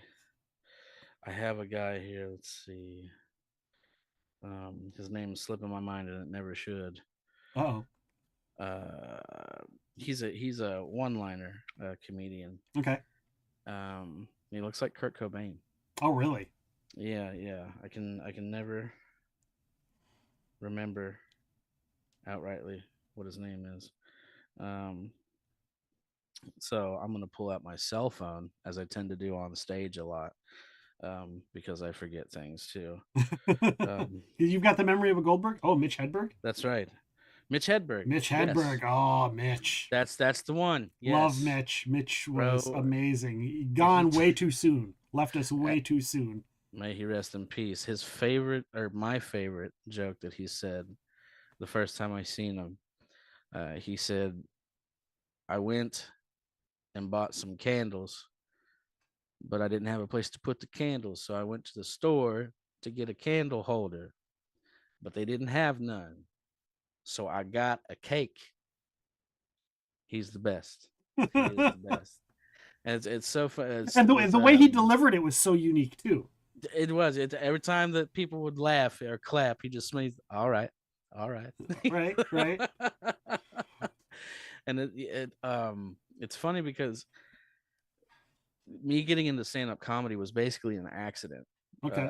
Because I'd been working in like film and like skits and stuff for a long time, and I got into streaming. I remember having like conversations with guys that I would work with, like, man, I would just love to be a stand-up comedian. Same, and at the time, I'm just like, I don't know about that. Well, just like what we do now with the Black Collar Collective, there's a group in Dayton, Ohio, called Tritone Music, that I got clicked up with through a streamer named Mike Vile. Okay. Because we had done that was like the birth of Black Collar. We got together and we did our very first charity stream was for Toys for Tots, and he told me, he's like, well, we do a live one, and then people show up, they donate toys, and there's musicians and stuff. He's like, you're funny as hell, and he's talking about my streams, because at the time I was gung-ho in that, and I'm pretty silly. I don't know if you've seen my streams, but I try my best. I'm not a gamer, but I'll make you laugh. Yeah. So he says, got to have Dreg Vega come up and do some comedy. I'm like, hey, I'm your man. And like 3 days later, he's like, hey, bro, I got you booked for our charity event. And I'm like, oh, fuck, man. I was like, now it's not a joke anymore. I have to Yeah, deliver. you have to come up with something. And so it was like a month out, and I spent every day of that month coming up with because they said, you just get up there and do like 10 minutes worth of stuff.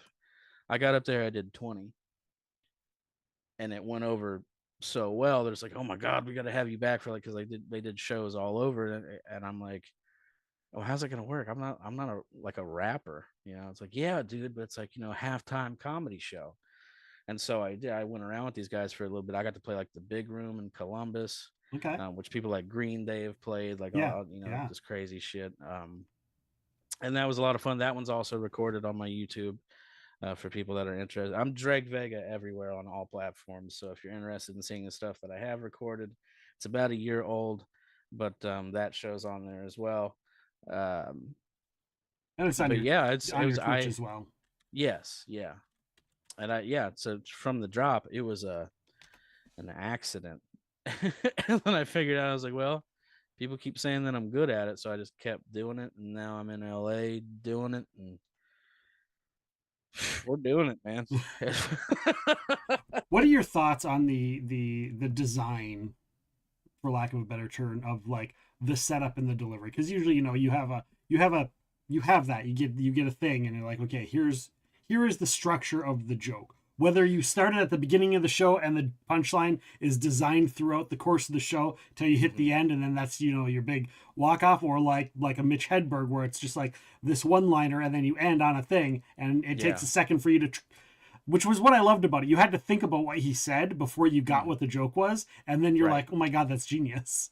Yeah, now see, for me, I like the word that you used there. You used structure. Mm-hmm. That is the bane of my existence. Okay. And it's not when I told you I took a year off comedy when I got here, it wasn't Yeah, I took a year off performing. Comedy, it never stops, because once you start doing it, that's it. You find that you got a million of these little guys. Your cell phone's full Yeah. of all these jokes, and you come to everything in your life is like, oh shit, I gotta write that down. And I used to rack my brain over that. It's like every time that I would do a show, I'm just like, oh fuck, I gotta hit this point, this point, this point, this point. And it was stressing me out so bad, to the point where I'm like, bro, I'm just gonna show up and start saying shit. And then and it fucking worked, because it's just like with Okay. me, and I never, because like when I go on there, I'm very honest, like with about who I was. I take my recovery as a person very serious, and I know we touched lightly on it about my younger days of tomfoolery. Yeah. I had a whole other thing outside of the motorcycle stuff. Right. So I talk to people about that. There's a lot of comedy in that bad shit, even though it was bad shit. And the thing that I kept getting was people like, "Oh, Dreg Vega, he's very relatable." I'm like, I am. I was like, I didn't know there's so many Pablo Escobars in here. I'm like, it's fucking crazy. But but that's the best part about it, man. It was so surreal to me. I remember, because my friends, and they're black collar as well. I mean, these people have this shit tattooed on their skin. We're not a cult. The glasses are a coincidence, but well, a cult means that there's a single leader that everybody worships. Outside of that, they don't worship me, trust me. But they're so supportive. They took me, they went out and they rented this badass car. They all got shirts with my logo on it and shit as my security. They drove me to the big room, and I do the show, and I was really upset because I closed out the show. I did what you said. I tried to do a loop around and save like your funniest shit for last. And at the time, it was a joke about meth, and Okay. and it didn't really hit. The punchline was like, you don't need a fucking backstory of why you don't smoke meth. Some stuff like that, and nobody like really laughed. And I'm just like, oh shit, okay, my name's Dreg Vega, and everybody freaks out. And I'm walking down the stairs, and I'm like cussing myself. I'm like, God damn it. I was like, I thought that shit was going to smack, and I sit down and I take my drink, and I take a swig or two. And one of my buddies taps me on the shoulder, and he turns me around. He's like, hey man, you need to get comfortable. There's like a fucking line of people that want to meet you. And I was there for like the next hour talking, and then that's like when it really kicked off and stuff. And yeah. And it's just, yeah, it's so much fun. And then like that month I got recognized at a Walmart, which was the picture was not flattering. I had just eaten Bob Evans, and it was like 9 a.m. and I'm still hungover, and there's this guy at Walmart, and he's like, hey, stop right there. He's like, hey bro, he's like, you're famous, ain't you? And I was like, what?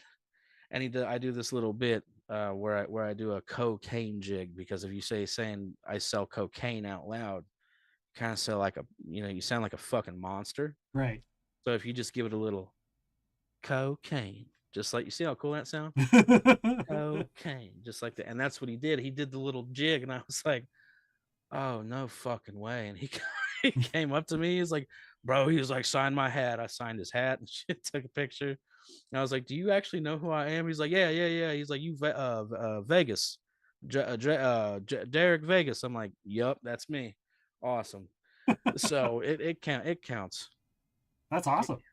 Sassy always my knees. Always gasses me up. They said, damn it, Dreg. It's like, so now they've always supported my comedy. The Sassy Squatch is a fantastic person. If you guys have never seen their content, you really need to check them out. Love Sassy. I love Sassy to death for forever. And they say, Dreg, every time I say the word cocaine, it's like, now I just bust out this little dance, and it's like my knees, man. And I'm just like, how much are you talking about cocaine, buddy? Cut me in or cut it out, player. But it is, man. It's a lot of fun. I used to get nervous about shit like heckling and stuff, like even that. I mean, it's just like, my favorite comedian right now is a guy named Troy Bond. Okay. I don't know if you've seen him, but he is just immaculate. His crowd work is so, because it's like, Matt Rife, you probably heard that name. Yeah. He was like what's overnight the name? Matt Rife, or the one before that. Troy Bond. That's the man right there. That is the man. Oh, I've seen him before. He looks super familiar. He's fantastic. Okay. You can't beat this guy, and I don't know how he does it. And he doesn't pre-write this shit. I've spoken to him several times, and and we've just not crossed paths yet, because it was already surreal enough that he would even speak to me or know who I was. We have a very similar style. And I'm just like, how in the fuck? I was like, because all these people, they say horrible, terrible shit to him all the time, and he just flips it and gives it right back. It's nuts. Right. There's this one person that kept heckling him and heckling him, so he stopped. And he's like, what are you going on about? Because he was talking about breakups or something. She was like, I broke up with my boyfriend, and I'm doing just fine. He's like, okay, I'm sorry. What did your boy? What did he do? He was the first responder. I said, oh, okay, yeah. So why did you leave?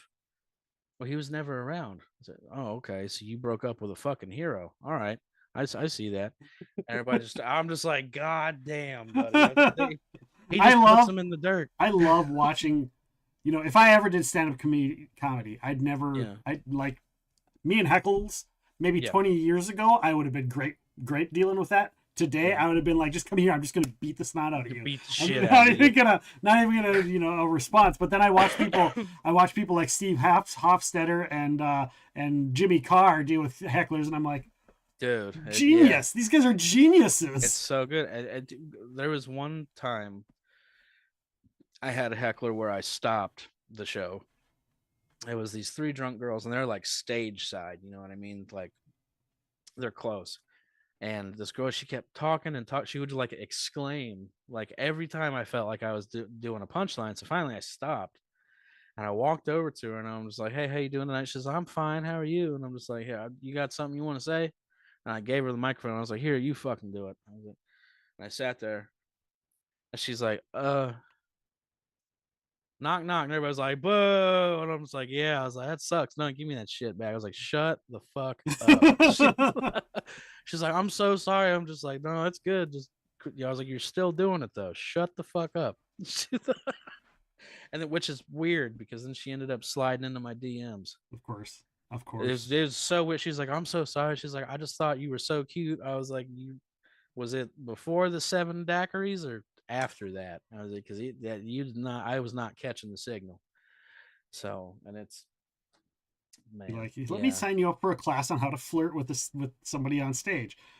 First step, wait till after the show. Wait till after the show. And that show was just weird in and of itself because it's like the cook there, it was at this little like bar, and this guy was like screaming out like people's orders and stuff, and it just kept interrupting. It's like, and even before I got in the venue, this guy walks by and he asked me for a cigarette, so I give him the cigarette. And he's like, hey, he's like, you doing the show tonight? I was like, oh yeah, I'm Dreg Vega, I'm the comedian. He's like, you're a comedian? Wow. He goes, hey, can I tell you a story real quick? And I'm like, fuck, man, I was out there for at least he didn't ask you to tell him a joke. Oh my god, I hate that the most. It's like right everybody's now, always like, me. oh yeah, you're a stand-up comedian, tell me a joke. And I'm like, no, it's never gonna work because you're expecting it. So I just say some stupid shit like my credit score, and then I just leave. Like, it's like, listen, don't put me on the spot. This is where you return. You're like, what do you do? Well, I'm a car mechanic. Great, fix a car. No, right here, do it. Fix it right now. Can you rotate my tires, please? Yeah, rotate my tires. You rotate my tires, and I'll tell you a joke. Oh my god, yeah, it's just, yeah, it's that stuff. It gets a little silly, but I mean, it's like, what can you do? It's like, people don't know. It's, right. But it turns out I actually really enjoyed stand-up comedy. Like I said, I never thought I'd be sitting here talking about doing stand-up comedy. It's nuts. And but I can't imagine my life without it. At this point in time, it's like, and I like to think that I could be an actor, but that's why I'm named, because my agent told me. She was like, well, no, there's all kinds of acting stuff we can get you in. She's like, but you're gonna be typecast for a little bit. And I'm just like, what in the fuck does that mean? She goes, honey, you tattooed your face and you're gonna be like bad guy number 5. And I'm like, ooh, that's a good one, thank you. So yeah, little did she know. And we're thinking about like filming, because there's a lot of great clubs around here. There's like the Laugh Factory, Flappers, Yeah. There's all these nights, the Elysian, yeah. But my dude Wino, as you guys know, and this man, thank God. If it wasn't for Wino, I wouldn't have been able to survive out here. This man has bent over backwards for me to make sure that I am successful out here in LA, and he is an amazing powerhouse of a person. He's always pushing me to better myself, and but he also makes sure that I take time for myself, which is great. So he'll take me out to silly shit, like we go bowling one night. Well, sure enough, there's a little stage there, and he taps me on the shoulder. He's like, "Hey, Vega, check that out." And I just look at the stage, and I look at the people, and I'm like, "Oh my God." And he was like, "We could shoot here." And I'm like, "That would be fucking hilarious. Shoot a comedy special at a fucking bowling alley." I was like, "That is fucking amazing." Because like even the first one, even though it was makeshift, like Bishop's Kitchen, or of Bishop's Kitchen, yeah. and Britters Bear, two very dear friends of mine. Yeah, they're great. Some of the people that I mentioned made the whole thing in Columbus happen. They were the cameramen for Totally Reformed, and it's like those, when you get, it's like you back in the day, you get like the DVD or stuff like that. Is that like little behind the scenes shit? They did that stuff for me. So I'm just like, if we did this shit in a bowling alley, I mean, we could really sauce this up. Like we could make this, we could just paint the whole picture, and my grandmother will be proud-ish, I can assure you. So it's been, yeah, man, the past year has just been wild. I mean, with Black Collar and everything, it's the past 5 years, this is our 5th year being a thing. And like I said, we've got multiple, we're not even state, we're global right now, which is a crazy fucking thing to think about. And we've raised thousands and thousands of dollars for multiple charities.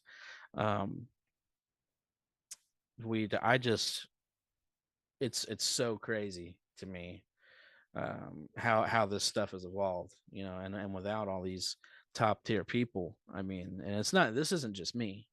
It's other walks of life as well, and it's just the little things, man, like the connections that you see being made from other people, even if you're not a part of that, and that's like my favorite thing about all this. I can't fail. Yeah, it's expensive as fuck out here in California, right? Yeah, money's always a thing, and it always will be a thing. But it never really gets me down, because I'm already the richest motherfucker that walks the face of this earth. I am, because I got the Black Collar Collective. These people are the tippiest, toppest human beings that aren't perfect. That's the best thing about it, and to just be able to exist around these. I mean, we're doing all kinds of crazy shit. I know I'm still supposed to be talking about stand-up comedy, but also in stand-up comedy, you see me doing a trick right now. It's called running out the fucking clock. literally. But yeah, man, like I said, it's just the support system and all that stuff. Hecklers and shit like that, it's like they don't really affect me, because I already get it. You know what I'm saying? It's like they're not gonna let me go up there and say some stupid shit that's not, already my gauge of stupid. I can't wait to just sit here and gush about these people in 7 minutes and 20 seconds. I want to hear about, you said that you go back and you watch. You said you used to watch comedy that you didn't understand until you got older. Yeah. But then you still liked it. And that's funny, because I got a little bit of the same thing of that. It's like my grandfather showed me a movie called The Blues Brothers. Oh yeah. Classic. When I was young. And then I really took a liking to John Belushi and Dan Aykroyd. Yeah. And, so he bought me the SNL collection. Oh yeah. That's got all that old school shit. That's where I came in. Classic SNL. Yeah. Yeah. And then it's like, and I hate to admit it. I don't like the guy. Whatever, but I've been watching Seinfeld at night. It's like the widest noise I could find to fall asleep to. Okay. And even some of that, I love his like little fake stand-up bits. I'm just like, bro, I wish I could be a comedian like that, because it's like every place that you go, they always tell you need to have an hour of clean comedy, and I'm just like, okay, like I'm a grown man, like I can stifle myself from saying obscenities if I have to. was like, but brother, I'm talking about selling crack and like all kinds of crazy shit. I was like, what draws the line? Is it because I don't have anything else funny to talk? Look, it's like this. Just being out here, some of my newest material, a lot of it has to deal with public transportation because there's so much crazy ass shit that happens. And this is real life. This happened to me like a couple weeks ago. And I apologize because this is a little bit vulgar, but here we go. I was riding the bus to work because I work up in Hollywood. I sell pro audio gear and stuff, or facilitate that rather, if that was the right word. Allegedly. And allegedly, so I take the bus a lot, you know, and the homeless people out here, and it's always a big thing for me. It's like I got here, and it's like the homeless problem here is terrible. And I would, you know, I've always tried to go out of my way to help people. I'm not one of those people that'll film myself doing it. No sucker shit like that. But you know, one day, this man gets on the bus, and this dude is like talking to himself, like he's feeling great. And he's like, you know, explaining the Pythagorean theorem to himself. And then he gets up, and he picks one of these seats, and he just kind of starts thrusting in a forward motion right on this seat, and he's not stopping. Now another man enters the scene.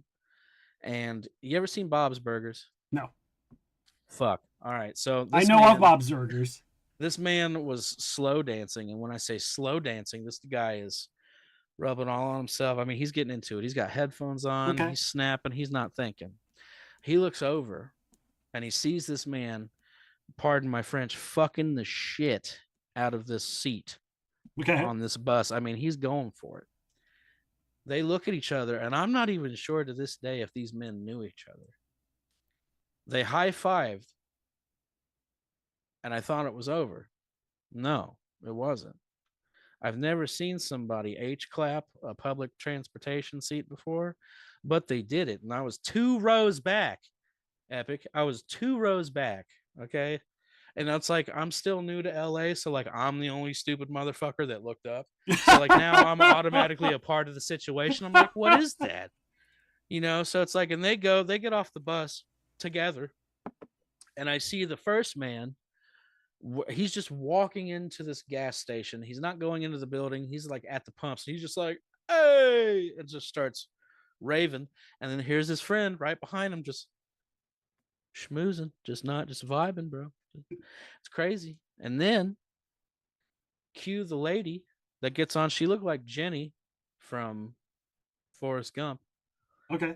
And she's sitting here talking all this crazy shit. She's just like, yeah, she's like, I'm a real fucking gangster. You got to come see me on North 55, 57 and a quarter street, bro. Talking about real action, bro. You got to see my people, bro. And I'm just like listening to my fucking like John Denver, just trying to like, you know, schmooze into my Tuesday. And it turns out this whole motherfucking time she's looking at me. I didn't know that. You know, that's like when I get up and go to work, I'm on several different things. You know, I like to feel great in the morning. You know, I'm sipping the coffee, I'm a little pip of that. So I'm there, but I'm not. Okay. And the lady gets off the bus, and once again, I'm stupid and I'm new to LA, and I look directly at her. Epic. This woman looked me in the face, and she said, "What the fuck are you laughing at, Santa?" And it was so crazy because I know that I got a belly. I don't look like, I get Post Malone on a good day. I'm Jelly Roll or Teddy Swims on another. Okay. Yeah. But I was so flabbergasted. She goes, "What the fuck are you looking at, Santa?" My high ass just starts laughing. And she gets fucking crazy. Like she's about to, and then the bitch gets shut in the door. I don't mean that in a disrespectful way. I just don't know who she is. But she got shut in the door like 3 times because she just couldn't. She was like going in. She's like, "Oh, fuck, I got to get out, but fuck you." But it was wild. I'm just sitting here laughing, and I can't stop. And it's like, and I know, I was like, this chick is going to fucking kill me. but I'm going off that jazz cabbage, man. So I fucking it's stupid situations like that. It's horrible, and that's just the tip of the iceberg, bro. I got 6 more in the chamber for this show. It's not. So yeah, long story short, I'm trying to get that bike together. Okay, I'm thinking about starting to GoFundMe. I always told my wife and some of my friends that like if I ever did stand-up comedy, it's like I think for me it would be like there are so many real stories. Like you're just like there are so many real stories that you can just spin just a little bit. Just a little bit. You gotta tweak it a little. Just a little bit. And like, man, there are so many stupid people. When I was driving for a living, there was just every day I'd send a message. I'm like, guys, you have no idea what I just saw. You have no idea what just happened. You have no idea what this person just said to me. And they're like, did that really happen? I'm like, it really just, I can't believe that this just happened. I couldn't tell you one of them right now, but I'm like, rants man, are the best, man. Rants are really good. If I were doing comedy at the time, I would have been writing. I would have had a notebook full like you. Hey. Hell yeah. See, You ran that clock real good. It's funny because oh, this is the potluck part. Okay.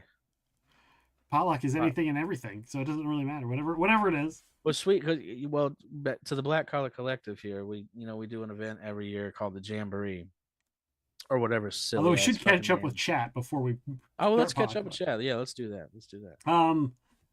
106 miles to Chicago. We got a full tank of gas, half a pack of cigarettes. It's dark, and we're wearing sunglasses.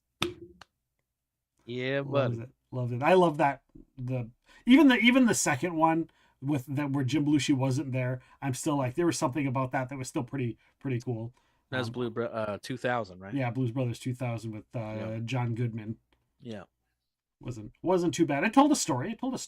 It was in the spirit. I figured that if Dan Aykroyd was going to put his stamp of approval on a Blues Brothers movie without Jim Belushi, there had to be something special about it. There had he wasn't going to do it for the money, right? He's not that kind of a guy. Maybe he is. Sorry, Toasty Toesies. Yes, you have missed the motorcycles. Missed the motorcycles. That's right. You just have to go back and watch the VOD. Yeah, man. My favorite stand-up is Adam Sandler on Saturday Night Live. Well, Saturday Night Live is not necessarily stand-up. Yeah, did he do stand-up? Did Adam Sandler ever do stand-up? I don't think he did.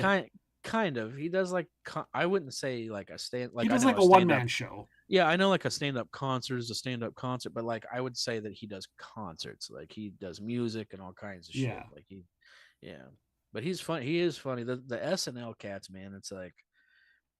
Because like the talent agency that I'm with, it's like they're based in New York, okay, but they have people out here, and and I'm telling you, it's like comedy out here is so much more like the community is so much more inviting and accepting than up in New York. Like in New York, that's like your fucking life, bro. Like you gotta fucking. That's like where Troy comes from. Troy Bunn. He's because he's like my age. And he was like, how long you been doing comedy? I'm like, 3 years, maybe. He's like, God damn. He's like, I started when I was 15. I'm like, oh, no. So. Mr. Beetlejuice recommends that you watch Freddie Star Vincent. Freddie Star Vincent. Okay. Well, I've never heard of him, but yeah. Never heard of it. For sure. Lyric says that their kid learned damn fast that you never look anyone in the face in LA when they visited last year.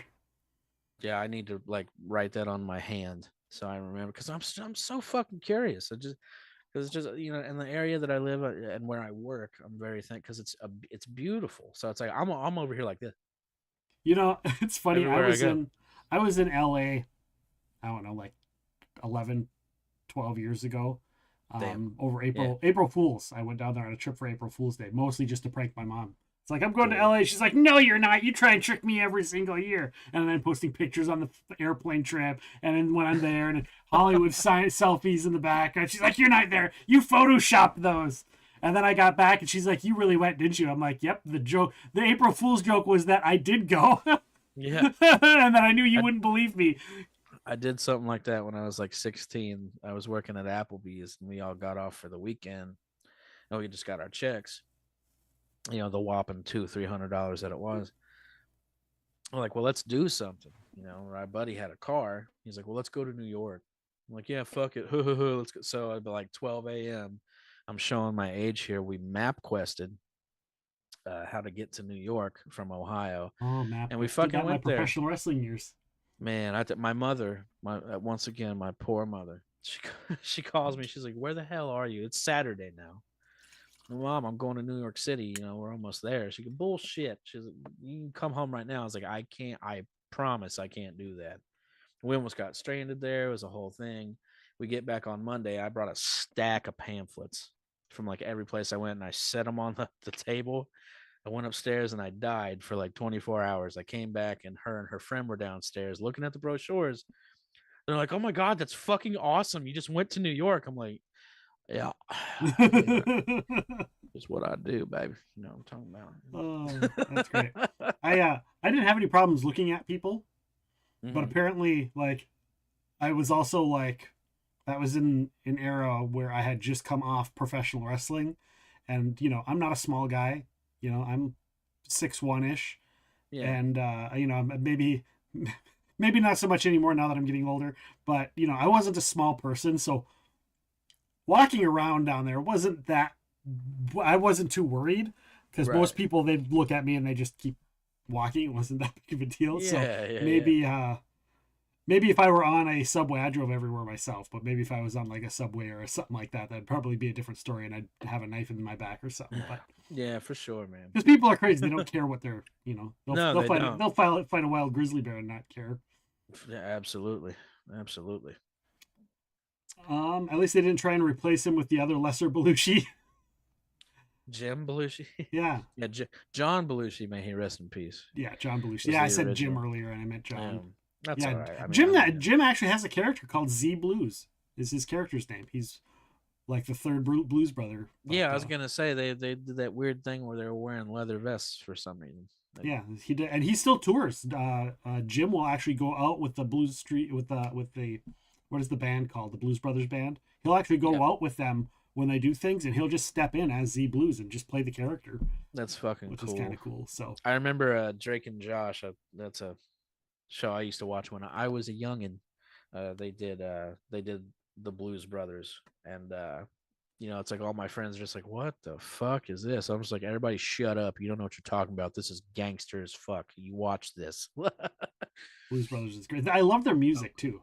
Oh yeah, me too. I'm just gonna start the timer. You know, we're talking Blues Brothers. No, yeah, we're mostly caught up. And Adam Sandler is can actually sing well and does a good Neil Young. Anything from Zevron to Neil Young. There, we're caught up. Boom. Yeah, that guy right there, Howie. He is a hell of a musician. He does this cover, and he's very picky with who he lets hear his music. He actually works. It's still a project, damn it. It just got put on the back burner. We're doing Dreg Vega and the damn band, and he's a phenomenal guitar player. I mean, this guy can make it fucking sing. It's nuts. And he does this cover of Keep Me in Your Heart. Okay. That I was sneaky enough to get before he deleted it. And I downloaded it on my phone. I still listen to that shit. He is fantastic. He's streamed like a couple times. You might catch him doing like some Red Dead and stuff. It's very funny. I've known that man since 1899. Yes, it's true. Back when we were a bunch of cowboys, we were the Red Sashes in DRB, Red Dead Redemption 2 RP. That was my main man, one of my main men right there. He's when I found out that there was a Red Dead like our role play thing, it was Wino who told me about that. And I was like, oh man, that would be really cool. A whole server like the GTA RPA servers, but in Red Dead. I'm like, man, I started having all these ideas. I'm like, it'd be really cool. And so I reached out to Wino and he's like, yeah, we're all done with that. And I'm like, son of a bitch. He's like, we just finished like a week ago. I was like, well, fine. We've been working. We've had a member that's been working on a server and it's coming along quite well. But I'm telling you, man, this Dakota Riverbend, may it rest in peace, I suppose, was shut down way too soon for bad reasons. I have never had an experience like I had with that, because Red Dead Redemption 2 is like My favorite game of all time. I relate a lot, as goofy as it sounds, and exactly what that game is. And at the time that it came out and I played it, that game resonates a lot with me. It means the world to me. And Yeah, same here. When I figured out what RP was, and we all got into it, we weren't even a gang. We all like the movie Tombstone and Gangs of New York. Well, I was in the clothing shop in that game one day and I found a red sash. I just kind of put it on and walked outside, and like the other dudes put it on, and then a year and a half later we're the most notorious gang in the territory, and we were like revered. It was crazy because we had left for a long time, and we came back, and people were like fucking elated.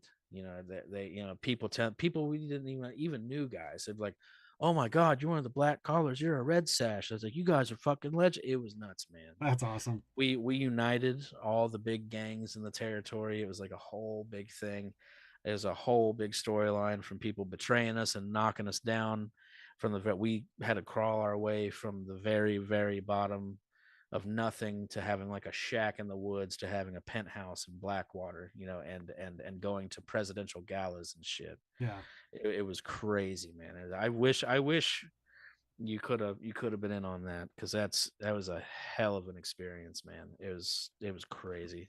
We'll have to get you in the Discord sometime and just sit and show you some of the pictures and videos, because I mean it was just that's cool. I played way back when I played the original Red Dead game, Red Dead Revolver, and I played that, and I was like, this, like, it was so fresh and new because it was like spaghetti Western. It was way more spaghetti Western than Western, right? Like the music and everything and the characters. Revolver. That's a good name drop, by the way, man. A lot of people don't know about Revolver. They don't. And that's what's so cool about that. That was originally a Capcom video game. Yeah. And they dropped the IP, I guess, and Rockstar bought it. Up. Yeah. Yeah, it was, and that's why I love how they kept like the supernatural sci-fi kind of thing. I wish they would have done that more with Red Dead 1 and 2. Because that's just what made Revolver so fucking cool, man. Yeah. So you telling me I got to go track down this guy that's got a fucking machine gun in this coffin he carries around? Oh, but that's classic. That's straight out. That's the original Django. Yeah. The original Django in the 70s was an Italian dude, and he drug around a coffin behind him everywhere he went. All of there were like 20 movies, and he carried a coffin behind him. And at the end, nobody knew. They're like, "What's he doing? Why has he got that?" And that was the big story throughout the entire movie. Like, what this town's like, why is he dragging this coffin? And people were making fun of him. And then all of a sudden, you find out there's this big, huge like gang of bad guys coming, and they're coming for him, and they're riding into town, and they're like, "What are you gonna do?" And he slowly opens up the coffin and the camera angle. They're like, "What the hell?" And he sets out a tripod, and you're like, "What?" And then he gets out a fucking Gatling gun and mows them all down. In era appropriate.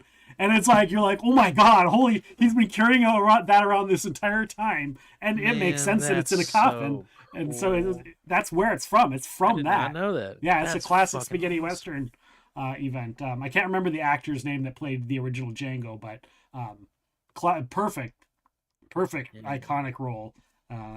So yeah, we had we went from DRB. We just recently tried to do a GTA one, and we had our own motorcycle club, which was the Black Collar Motorcycle Club, and we had a real good time there. RP was been a big thing for Black Collar. It really brought a lot of us together, got a lot of our core members that are in here now, and we're working on a lot of stuff. I'll do two things first, just to get this one out of the way, because this one's just like about me, and I don't like to talk about me.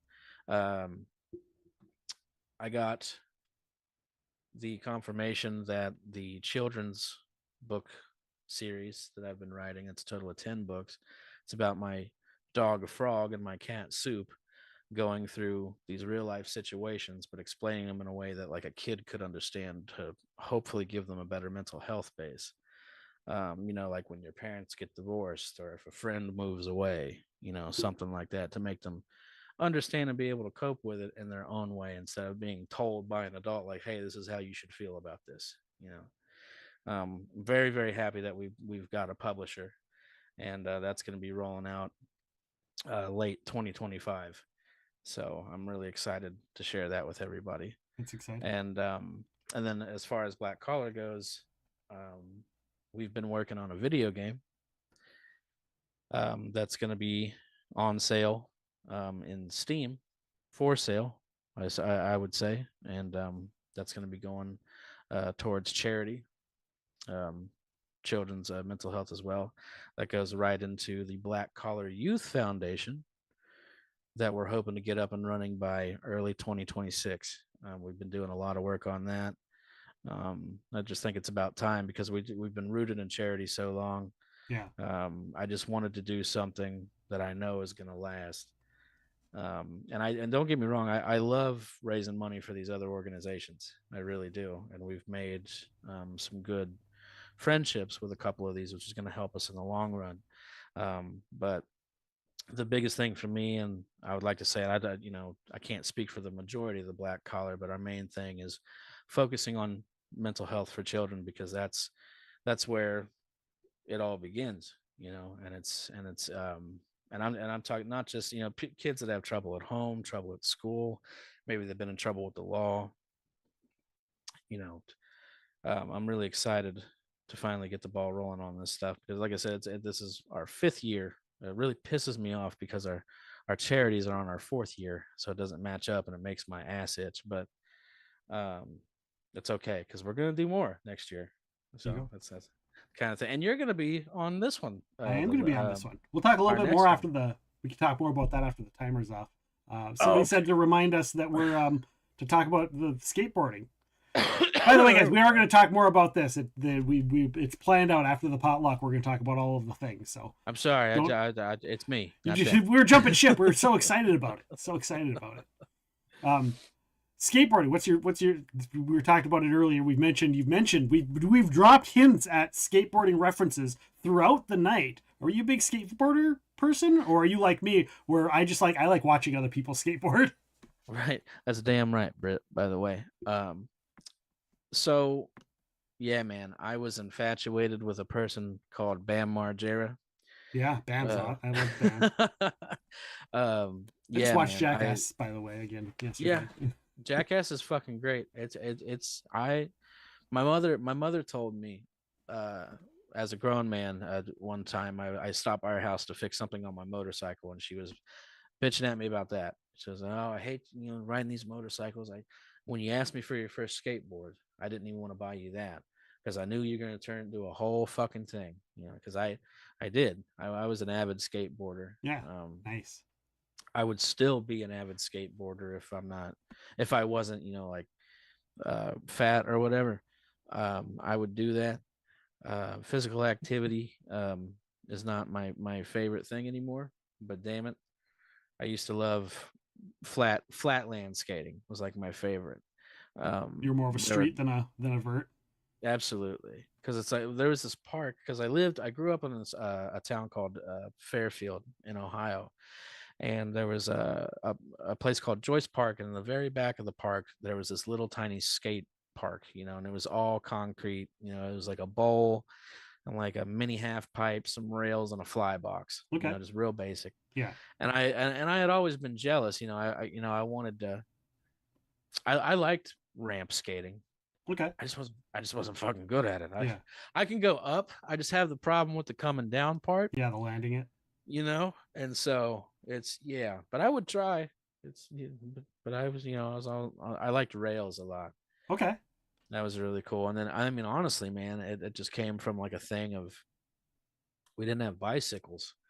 We had a bunch of skateboards. So, that's how we're getting around town, and then we get a little bit older. We used to skate at this grocery store, Kroger's, they call it out there. Yeah. I don't know if you, but we don't have them here, but I know what a Kroger's is because it's kind of a pop culture grocery store at this point. Right. And out here it's called Ralph's, which is weird. It's like Kroger's is still a brand in the store, but they just call it Ralph's here. It's fucking weird. Yeah. Skating there and stuff, and it was another culture thing. It wouldn't surprise anybody in the world, if you looked at me and heard me say what I just said. It's just like, oh, well, you were a skateboarder and you grew up to be a biker, that makes absolute fucking sense. Yeah, Because it I feel does. like It those does. things kind of go hand in hand. Oh you know yeah, what I mean? yeah. Yeah, it's just not even just like the freedom, and I think that's a big word that goes along with stuff like that.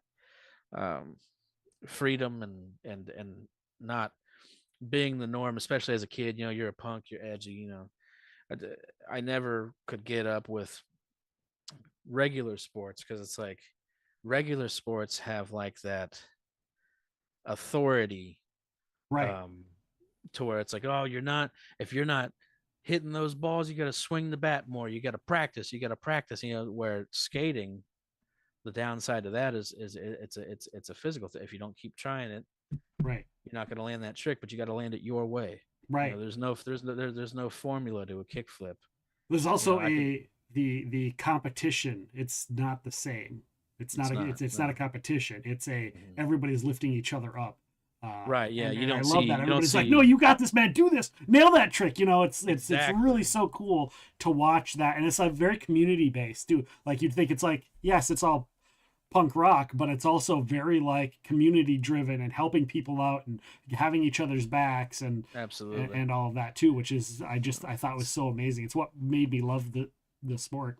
It's not like Bengals and Steelers, you know, trying to fist fight each other over a right ball. You know, it's and then you don't see Flip and Spitfire throwing hands at the yeah at skate events. Yeah, I was so excited when they're like, yeah, skateboarding is going to be in the Olympics. I'm like, well, about freaking time. About freaking time. Absolutely. And guaranteed, I took a little bit of time off watching, keep following the skateboarders for, I don't know, probably starting in like maybe 2015. I kind of stopped following. And then the Olympics came and I missed. I had something going on during the Olympics, so I couldn't catch it. And I didn't have a way of rewatching it. And so I was really bummed. So I missed that first thing. And then this last year, it was on, and my wife was watching some of the other stuff because she grew up watching the Olympics, and so the Olympics was really special for her to watch. And we had the way to watch it now because we had the NBC app or Peacock or whatever. And so we like just watched. I watched whatever she wanted to watch. She watched what I wanted to watch. But I'll be damned if I didn't watch every single fucking skateboarding event that they had, the prelims, the regular ones, and it was so fun to get to catch up with some of the new stuff that they're doing and meet some of the new people that are in there, and also get to see some of the people, you know, in the street. I forget who it was, but they're, you know, Tony Hawk's old partner when they do the duos. He was in the Olympics. He qualified. He worked his ass off to qualify just so he could say he was in there, and it was super cool to watch him. Like, you knew he wasn't going to win, but you got to see him, be there when he was there at the forefront, when him and, you know, Tony were making it a pop culture thing, and to get to just be there was very special for people like us who watched them growing up. So right, yeah. I guess I wasn't growing up. I was an adult when that was happening, but you were growing up. I was. And yes, I love the Tony Hawk Pro Skater games. I can't wait. I have the first the combo that they came out with, and they're doing 3 and 4 remakes. I think that's cool and everything, but I'm just like, we can skip that shit. Just make Thug 1 and 2, man. Come on, remake that. Tony, yeah, please. Underground was good. And American Wasteland, that was my favorite. I don't remember playing American Wasteland. I think that's the only one I didn't play. Oh man, you should totally not emulate that because that's illegal, and not play it as soon as you can. Allegedly. Yeah, allegedly. Well, or I could just get I probably have the console that it plays on, whatever it plays on. I probably have the console. I just have to buy the game. Yeah, it's PS2. Probably. Oh, yeah. That's what I played it on. Yeah. It's probably on GameCube. What was it at the time? It was PS2, Xbox, GameCube. Yes, I think so. I believe so. Yeah. Yeah, because I switched to PlayStation, and I started PlayStation 2. Yeah. PlayStation 2 I got after the Nintendo 64. I never got the GameCube. I got the PlayStation 2.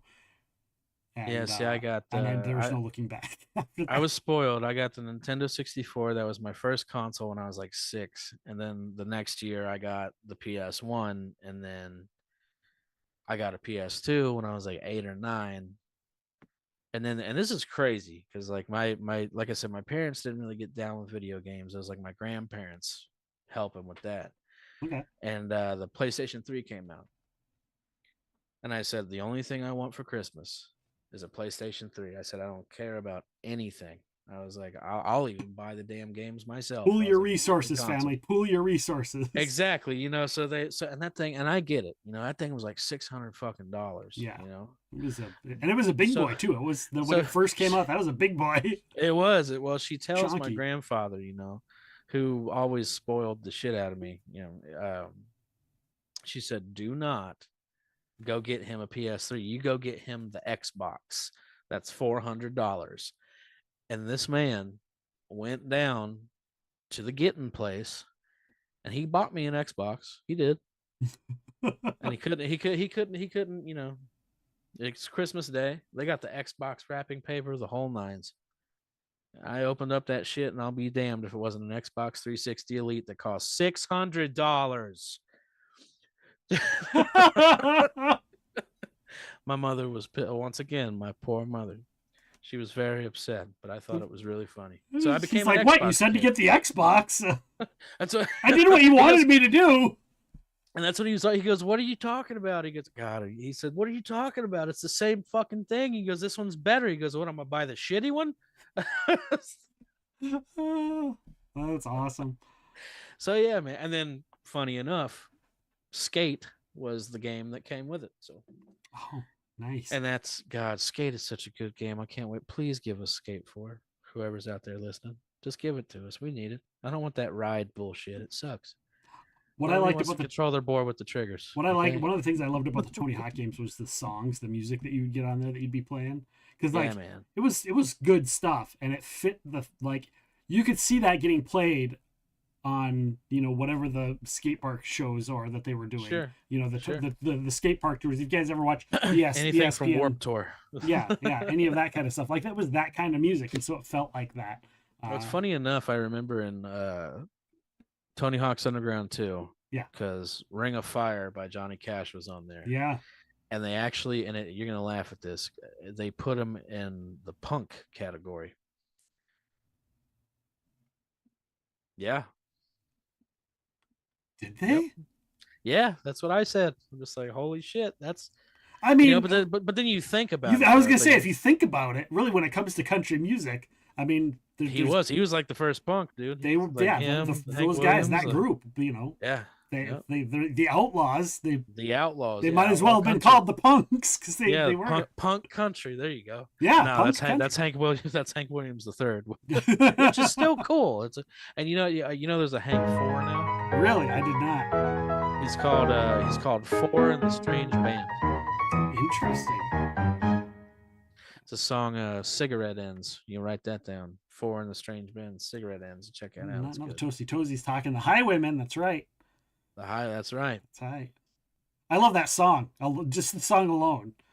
The song, The Highwaymen. Yeah, The Highwaymen. Every time I hear that song, I think, man, this would be an awesome. Like, if you could get a group of guys to play the 4 Horsemen of the Apocalypse. Oh, for sure. You know. Oh my God. You could have that be the song, right? I mean, that besides the song 4 Horsemen by Metallica, obviously, but Highwaymen just as good of a wrestling entrance music. Yeah, man. Right. And now they got this thing. It's this guy. I don't know what his real name is, but it's the ghost of Johnny Cash. He sounds just like Johnny Cash, but he's gritty as fuck. And he sings like a song called Valley of the Gun. It's really good. It's not Johnny Cash. You think it is for a second, but he calls himself the ghost of Johnny Cash. Wow. I also found that I'm sorry, what? You want to hear a 7 Degrees of Separation with me and Johnny Cash? Yes. So one of my mom's best friends back in the day, his name was Mick Zingle. He was a musician. He did a lot of folk type of music. Yeah. And my mom's the one that got me like, I wasn't a country person, never was, but she's the one that's like, no, Johnny Cash, you know, that group, Waylon Jennings, all of them. And he wrote a song and I might have this off. He wrote a song either for my mom, or he wrote a song for Johnny Cash's wife, and I'm pretty sure it was for Johnny Cash's wife.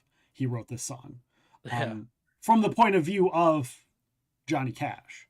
Mm-hmm. He wrote this song. This was basically a love song. It was right after his wife passed away, and wrote this song. And every time he did it in public, he would change it to be about my mom, which was always funny because like we didn't know until years later, after everything had said and done, that like the two of them were in love with each other, and neither of them ever told the other one until it was too late. Damn.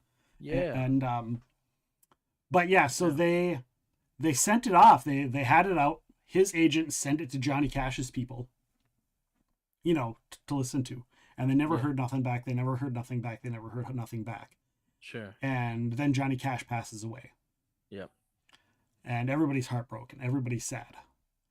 About a week later, Johnny Cash's people called Mick Zingle directly on the phone, called him and said, we just wanted you to know, because it's important, and it was important to Johnny Cash, that one of the last pieces of music that Johnny Cash ever listened to was your song, and he wished he would have been able to call you and talk to you about it. And I was like, that is fuck out of here. I'm like, that is so That's cool that Johnny, crazy. one of the last songs that Johnny Cash listened to was Mick's song about his wife. God. So you know, 4 degrees out there, but it's just this cool story. Man, that's crazy. Yeah, it's well, and you know, it's he just released an album last year. Did it's he? called Song. It's really, you know, of course he's dead, so he can't. But his son, who has control of all of his stuff. Oh, like took some unrecorded or previously recorded stuff. That's right. It's called Songwriter. That's Johnny Cash's last album. It was all the stuff recorded in that cabin in those hills. Oh, okay. Yeah, and then further from that, I'm gonna I have to figured check that out. I figured out he had a brother named Tommy Cash, who does music, and he has a song called "I Didn't Walk the Line." You know, and I'm just like, that's fucking nuts. I was like, ain't that a bitch? I was like, bro, your name's Tommy Cash. Like, bro, I'm sorry. I was like, bro, your brother fucking nailed it, dude. Like, maybe you should try juggling or something. I'm not talking shit. I'm just saying. What is your take? What is your take on Hurt and not the 9 Inch Nails Johnny Cash thing? So that whole thing is really funny because it's like, you know, it's like the guy, I respect how he handled it. He said that's not my song anymore. Yeah. And people like to read into a lot of things. That's what's so cool about media, because a lot of it's left up to interpretation. I think it's on purpose, and a situation like this rings true to that, because when they asked the dude from 9 Inch Nails, they said, what was your inspiration for that song?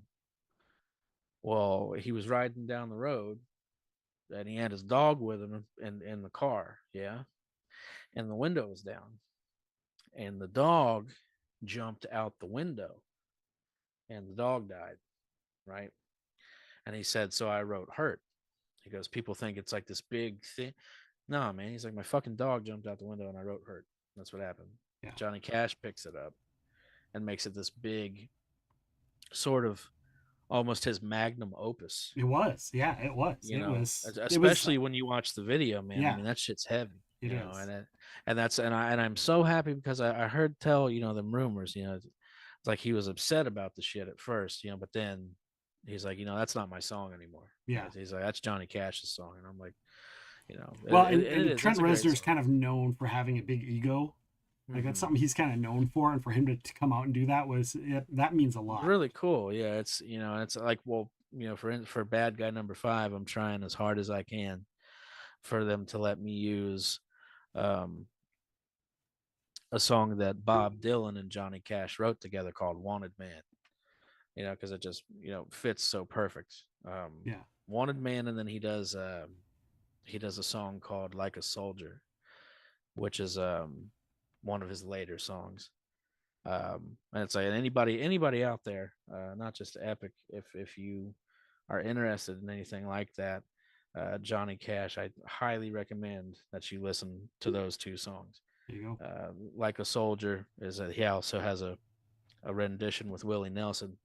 It's a great song, and I think it really just kind of, to me, that was his magnum opus. Like that was Okay. him closing out his life. Because I mean, when you hear the song, you'll understand. It's like I wouldn't try and sit and explain it for him because because like I said, it's up to interpretation, But it just seemed like, like one of those that's it kind of things. Redneck Jedi says he named his motorcycle club and GTA the Highwaymen. Which is awesome. That's I met the Highwaymen in real life. Those guys are not nice, but but hell yeah, as long as a reference to that. I think he was referencing the band though in his naming. He was. Just making sure. Yeah. That's what I was saying. Okay, I was just like, check. no, the real Highwaymen. Yeah. We really need to start thinking of what the world is going to leave for Willie Nelson and Keith Richards. Man, Yeah. I can't believe Willie Nelson's still alive, Right? dude. That's Right? Toasty goes, for every cigarette you smoke, it takes 5 minutes off of your life and gives it to Keith Richards. And gives it to Keith Richards. Who the fuck said that? Oh, our friend Toasty Toesies. He's a riot. I still can't believe that Johnny's best friend when he was at the Betty Clinic was Ozzy. That makes sense. At the Betty Ford Clinic. Was his partner in crime? Gosh. Allegedly, of course. I once sat next to Bobby McFerrin on a flight to San Francisco.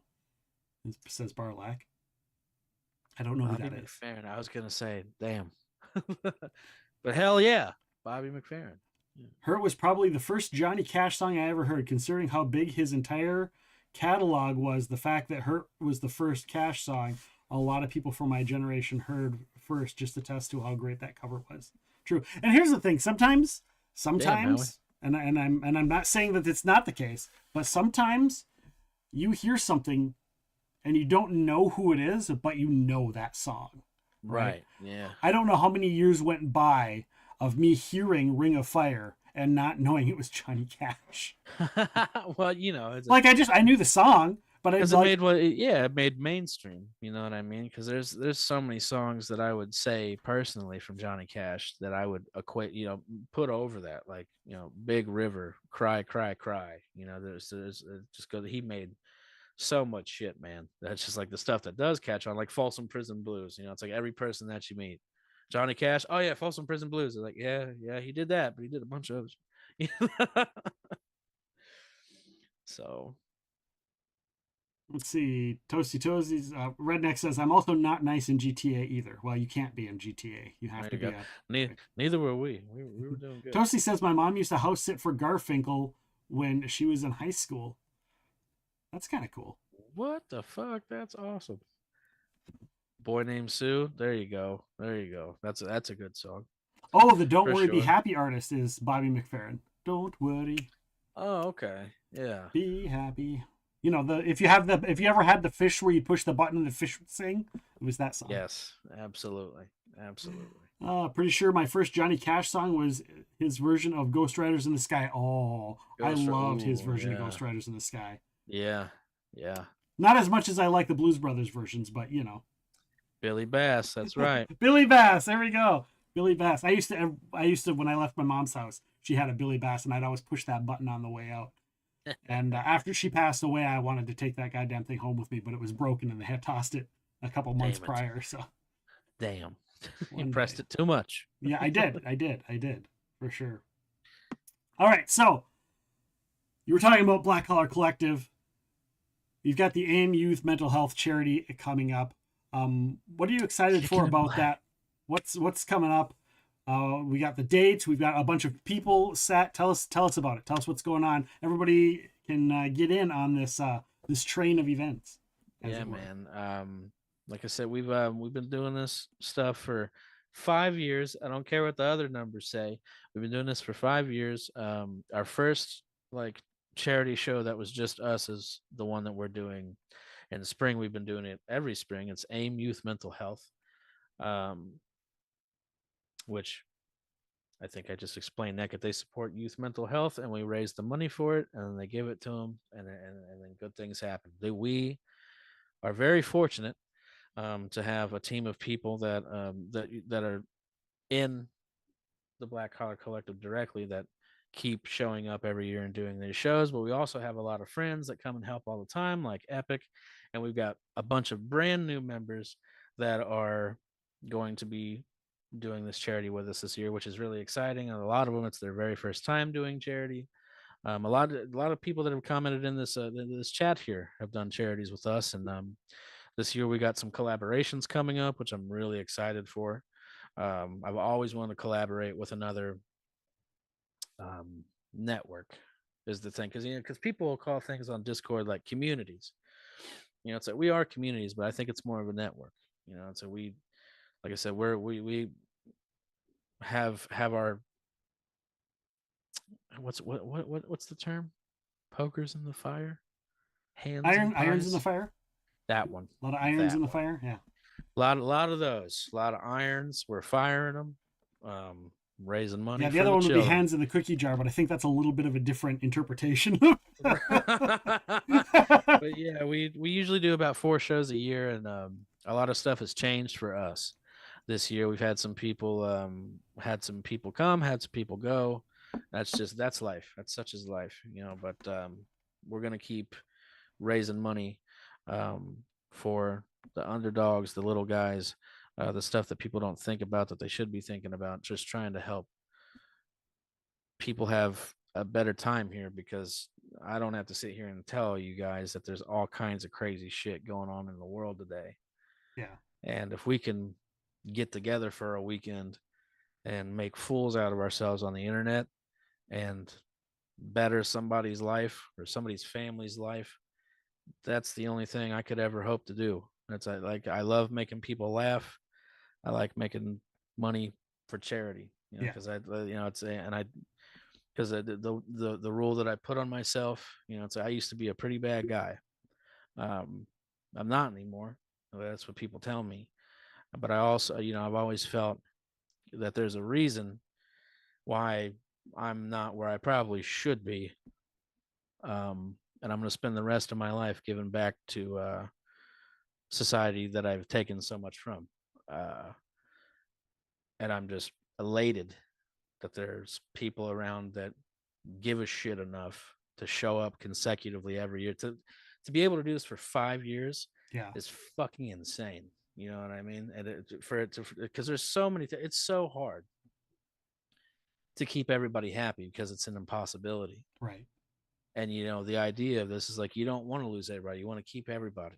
Some people, they get a sour note with this person or this person. They disagree with this thing or that thing. It's never perfect, but it always delivers. And I'd say, that's the best thing about it. Like I said, these are the toppest tier people that I've come into contact with, but none of them are perfect. But we always maintain to accomplish that goal. And I'm just elated to be able to be a part of that. And have something, a 5-year anniversary, sitting here talking to you. It's like there's no fucking reason in the world somebody should want to talk to me about what I think about things, but here we are because we're out here doing shit for the children and for the community. I was introduced to the organization, the Black Collar Collective, I think through Octavius. Octavius introduced me to Wino. Octavius is great. Yeah, Octavius and Bentley introduced me to Wino, and that's kind of how that came in. And Wino was like, "Hey, can I do Movember?" Because I did the fundraiser for Movember every year. He's like, "Hey, can I join you for Movember?" And I was like, "Yeah, sure." And I didn't really know Wino at the time, but I'm like, "I'll, come in. I love the people. Bring them in." And then he's like, we also do this other thing with the Black Collar Collective, and this is what we do. And I was like, "Oh, that's really cool." Yeah, man. And then I was like, "Well, when's the next one? I want in. Let me in. I want to play. I want to come raise funds and do good things and help people. I can help." And so I did. And everyone that I've been available for, I've, even a couple that I wasn't available for, I was like, "Well, I got time. I can fill in for someone." There it is. Yeah, man. There's always, always those last minutes that are just like, "Hey, my snail died." It's like, "Oh, fuck. Okay, sorry." fill in with But we something. always get it done is the point, and it's all each year is just better and better and a bigger party. I mean, it's like last year we talked to the CEO of the Keep Abreast Foundation. Bridges Yeah. Bear actually did that. It was a fantastic interview. They did amazing. They knocked it out of the park. And that was such an honor, and then for them to be like, hey man, you got, just let us know what you guys are doing, if Yeah. you like what it is, if we can help, Right. Well, and you talked to the person from same Glisten thing. too, right? Wasn't it? Yeah. Yep. Which was Glisten. really cool. And then now, hopefully I'm gonna be talking to the people from AIM, and then after that, we're shaking some stuff up because we've done the same charities for like these 4 or 5 years. And I think it's time to focus on the Black Collar Youth Foundation and maybe some other charities, some stuff that I've wanted to touch on since we're able to basically I mean, every show that we put together, goes gangbusters. So, because we're fortunate enough to have amazing people around to be able to pick and choose, stuff like that. Well, and the growth rate too, when you look at it, right? And like you said, a couple of years ago, there's a handful of people that you guys didn't know. And then it's like, okay, well, this person then knows this person, who then knows this other person, who then knows these 5 people. And the next thing you know, you've got like 12 new people in that can help raise a crap ton of funds. So it's just really cool. That's the same formula, man. Every year. And then, we get into other stuff. Like I said, we're making a whole ass video game. Can you tell us about what the video game's going to be, or is that? Yeah, man. I think I don't know if they get mad at me, they'll get mad at me. But it's okay. We'll have to delete the VOD and. No. I read about that too. We're not going to do that to you. Yeah, it's an RPG game. Okay. And it's about us, in a situation that we definitely shouldn't be in, but I'm gonna show you how shitty of a D&D player I am. It's a lot, man. It's so much fun. The dialogue, it's been a great time, and what's so funny is that when I started this Black Collar stuff originally, I wanted to be a game studio. Okay. And this is 10 plus years ago, but at the time we didn't have money or the equipment for that shit. We were guys writing shit down in journals. And this is right when I was coming out of the club and stuff. I said, well, I got to figure out something to do with my life, and I saw people like Markiplier and Jacksepticeye. And so I started making machinima cartoons out of Grand Theft Auto for a little bit. We had 3 shows that ran for a couple seasons, and then COVID happened. And one of the original Black Collars, Kuma King, told me, he's like, hey man, we need to start streaming, we need to do this Twitch shit, I'm like, I don't know, but here we are. So it's water under the fridge, my friend, ever since then. Nice. Awesome. You got any other events coming up, other things you want to talk about? You said you got a new show you're planning on doing. Yeah, we're other than that, I think I talked about pretty much everything. Video games coming out, book series coming out, AIM Youth Mental Health. That's the last weekend of April, starting at 6 p.m. EST on my channel here on Twitch. So come up and rage for that, and then look out for Bad Guy number 5. That's going to be on the internet after it's on a streaming service that I'm not allowed to say, or they'll hurt me. So. Okay. Sounds good. Are you doing any going to little places to test some of the content? Absolutely. I actually just got clicked up with something I call a home club, haha out here in California. Okay. I'm going to be there doing little shorts. Hopefully we're talking 2 gigs a week. So I'll definitely be filming some stuff and putting them on the internet for the LOLs. So nice. People can follow you on all your social media. They can find that through your Twitch, of course. Whatever your socials. Where can people find you besides Twitch, which I just shouted out? Click that heart button, guys. That's right. Twitch, YouTube, Instagram, Facebook. I'm Dreg Vega everywhere, guys. If you want for future ticket and booking information, you can follow me on Facebook at Dreg Vega Comedy. I have a link tree with a website, but the website's fucked up because I'm lazy and I haven't fixed it. Amen. But if and I'm going to be coming out east again too as soon as I get this stuff shot. So I plan on touring a little bit this and next year, get my foot into that. So Awesome. Thank you so much for joining us today. I appreciate hey man, you. thank you being for here. having me, brother. It was great. I had a fun time.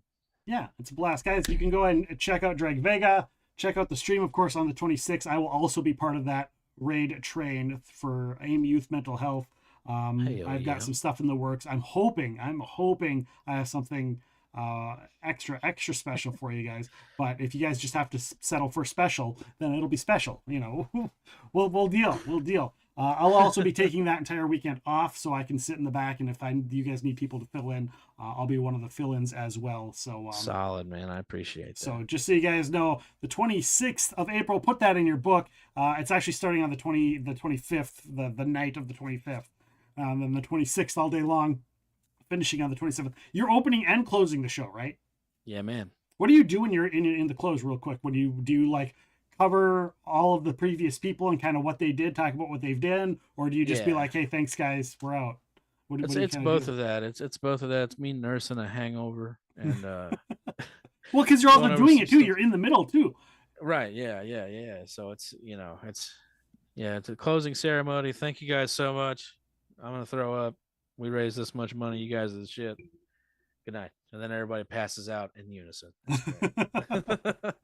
Yeah, it's a great time, guys. Please join us for that. It's really awesome. I was going to ask you, hey, is there anybody from the Black Collar Collective that is on right now that you want to raid? And I was like, there is somebody that's on right now. So we're gonna go and give them support. We're gonna go over there. We were talking about him earlier. Can you guess who it was? I think I got an idea. You got an idea? Well, we're gonna. Oh my gosh! Taking two at once is a nightmare. Son of a bitch! Why would you guys do that to me? You went the entire time without embarrassing me, and you play that one clip. Damn, got him. So in honor of our friend that we are rating, cheers, Dreg. I had to just pour a little bit, and I know what you were having. Yours is a little bit more apropos than mine. Did you finish yours? I got like 4 more on the side, but I didn't want to get up and like go over. Just like, I'm gonna drink them after this. I don't even know what balls I have. That didn't come out right. Never. Oh man. Yeah. Thanks, Roddy. It's fun. Thanks for that. Yeah. It's fun hearing yourself in playback, isn't it? In quotations. Yeah. So embarrassing. Some of these. So embarrassing. We're gonna raid out to our good friend Wino, the one and only Wino. He is doing some Final Fantasy X, hanging out over there. So we're gonna go and show him some love. Of course, Black Collar Collective alumni and the one who got me in with the group. So let's go and follow the one and only Wino. Thank you guys so much for being here. Next week is the podcast. We're going to be having comic book legend Jib Zub is going to be joining us next week for the Epic Realms podcast. So if you like things like Conan and all of that kind of stuff, Jim Zub is a legend, and he's going to be joining us for the regular podcast. And then after that, in 2 weeks, we're going to have Namvin from the Black Collar Collective is going to be joining us. So if you haven't yet, click that follow button. Thank you for being here so much. Appreciate you all. Should not be clipped, guys. That should not be clipped. Don't you dare do it. Don't do it. Thank you guys so much for being here. We will be back tomorrow with a regular stream at noon Central. And Wednesday is tabletop role playing. Thursday and Friday video games, noon Central. Take care, guys. Good night and have a good one. And again, thank you to Dreg Vega for joining us tonight. Absolutely. Drink water, do crimes. Tip your service or your industry workers, please. The end.